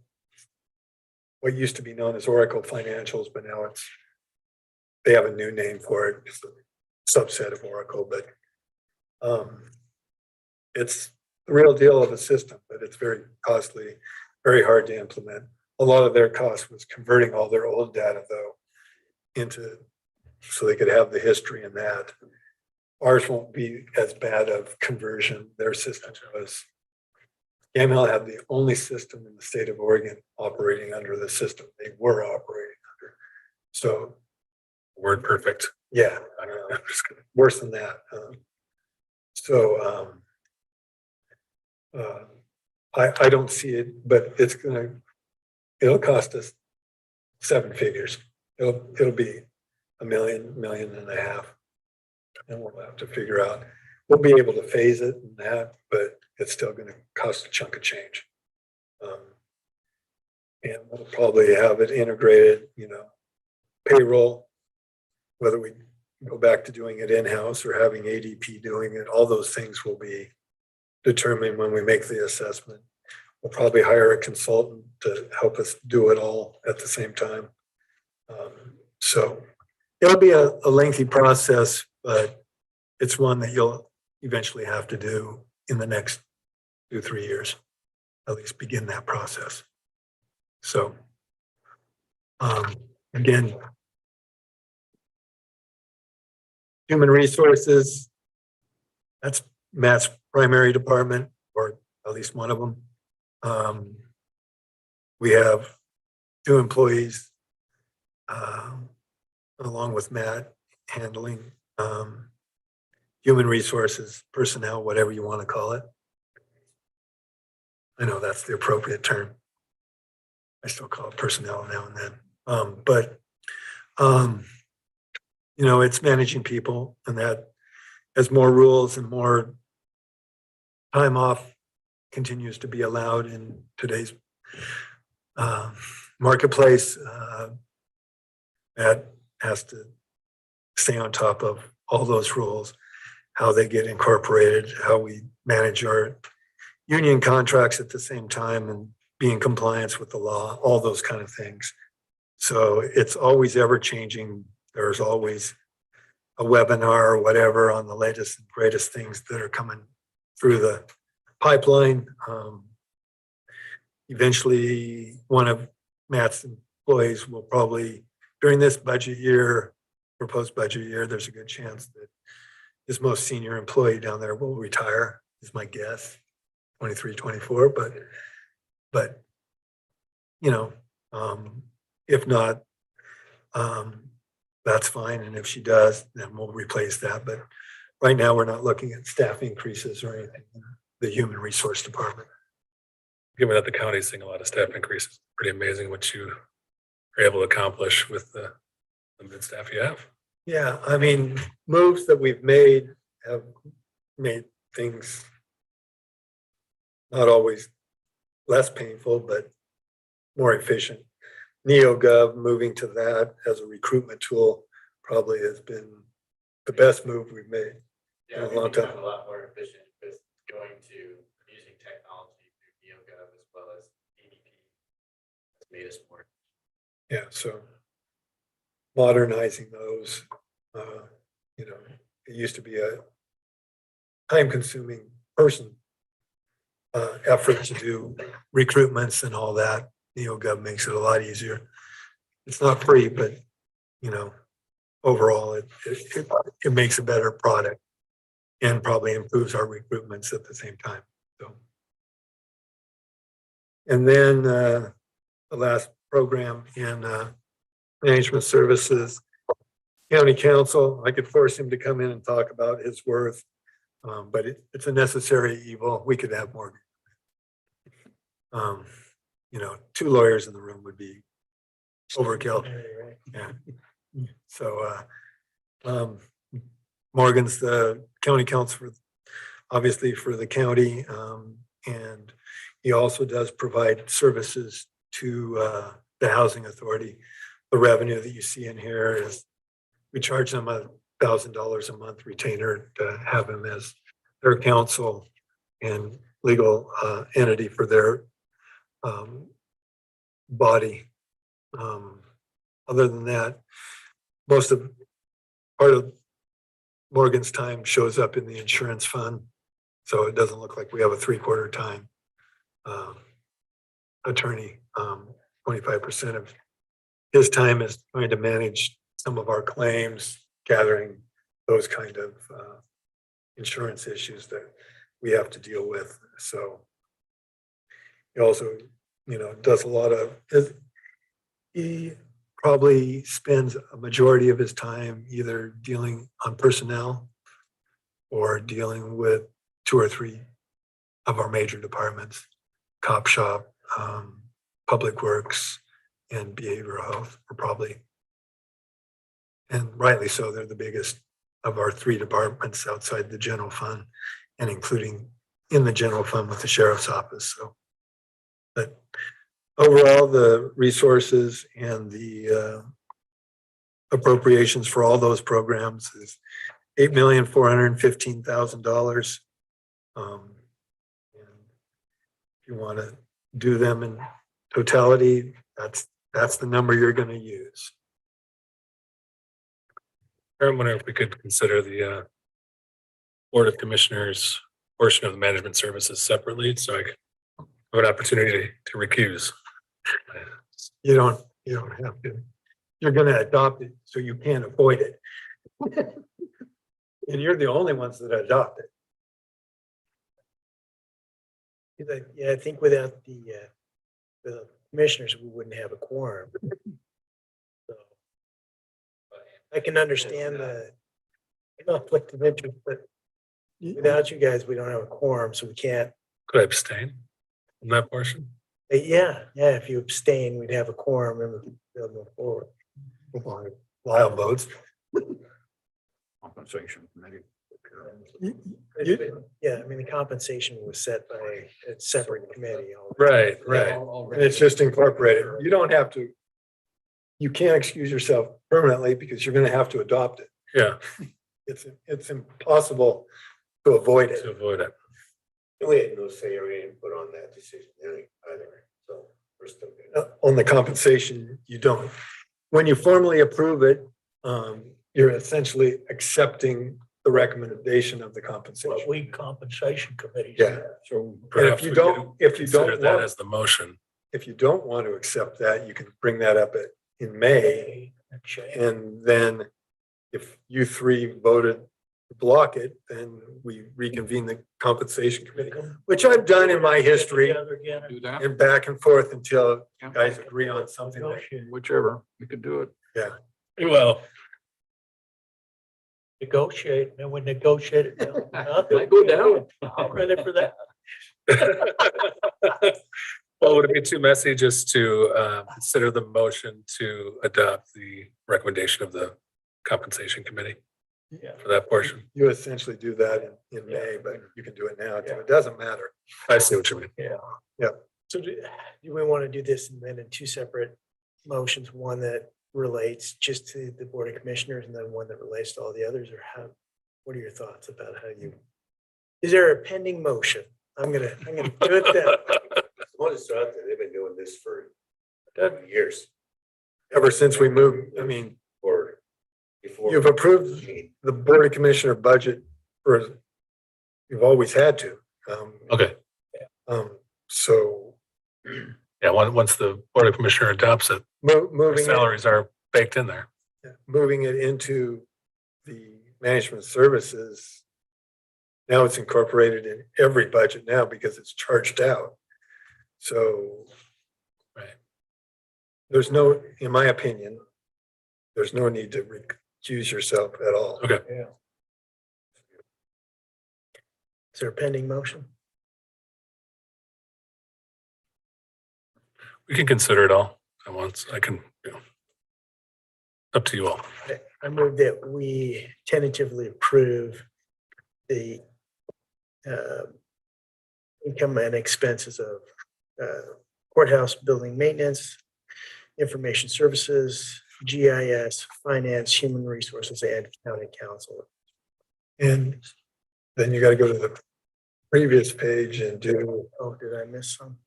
Oh, non-departmental, Board of Commissioners, Central Services, Academy Building Maintenance, Jail Building Maintenance, Buchanan Building Maintenance. in the total amount of 8 million, whatever, 400. $415. For a second, Second. further discussion? Those in favor, please say aye. Aye. Here, I'll abstain. So noted. All right. The motion passes. Right. We're at 2:00. I think we're scheduled to go to 2:30. Yeah, I would just be done for the day, recess till 9:30 tomorrow, and I will contact Noel to see if she can come over and just general discussion. And I'll talk to Brent and I will talk to Todd, Very good. All right. and I'll be here tomorrow too. We are adjourned until 9:30 tomorrow morning. We can leave these here. We can leave these here. I gotta do my I homework. got a general question that I'd like to ask. Right. If you look at total personal services,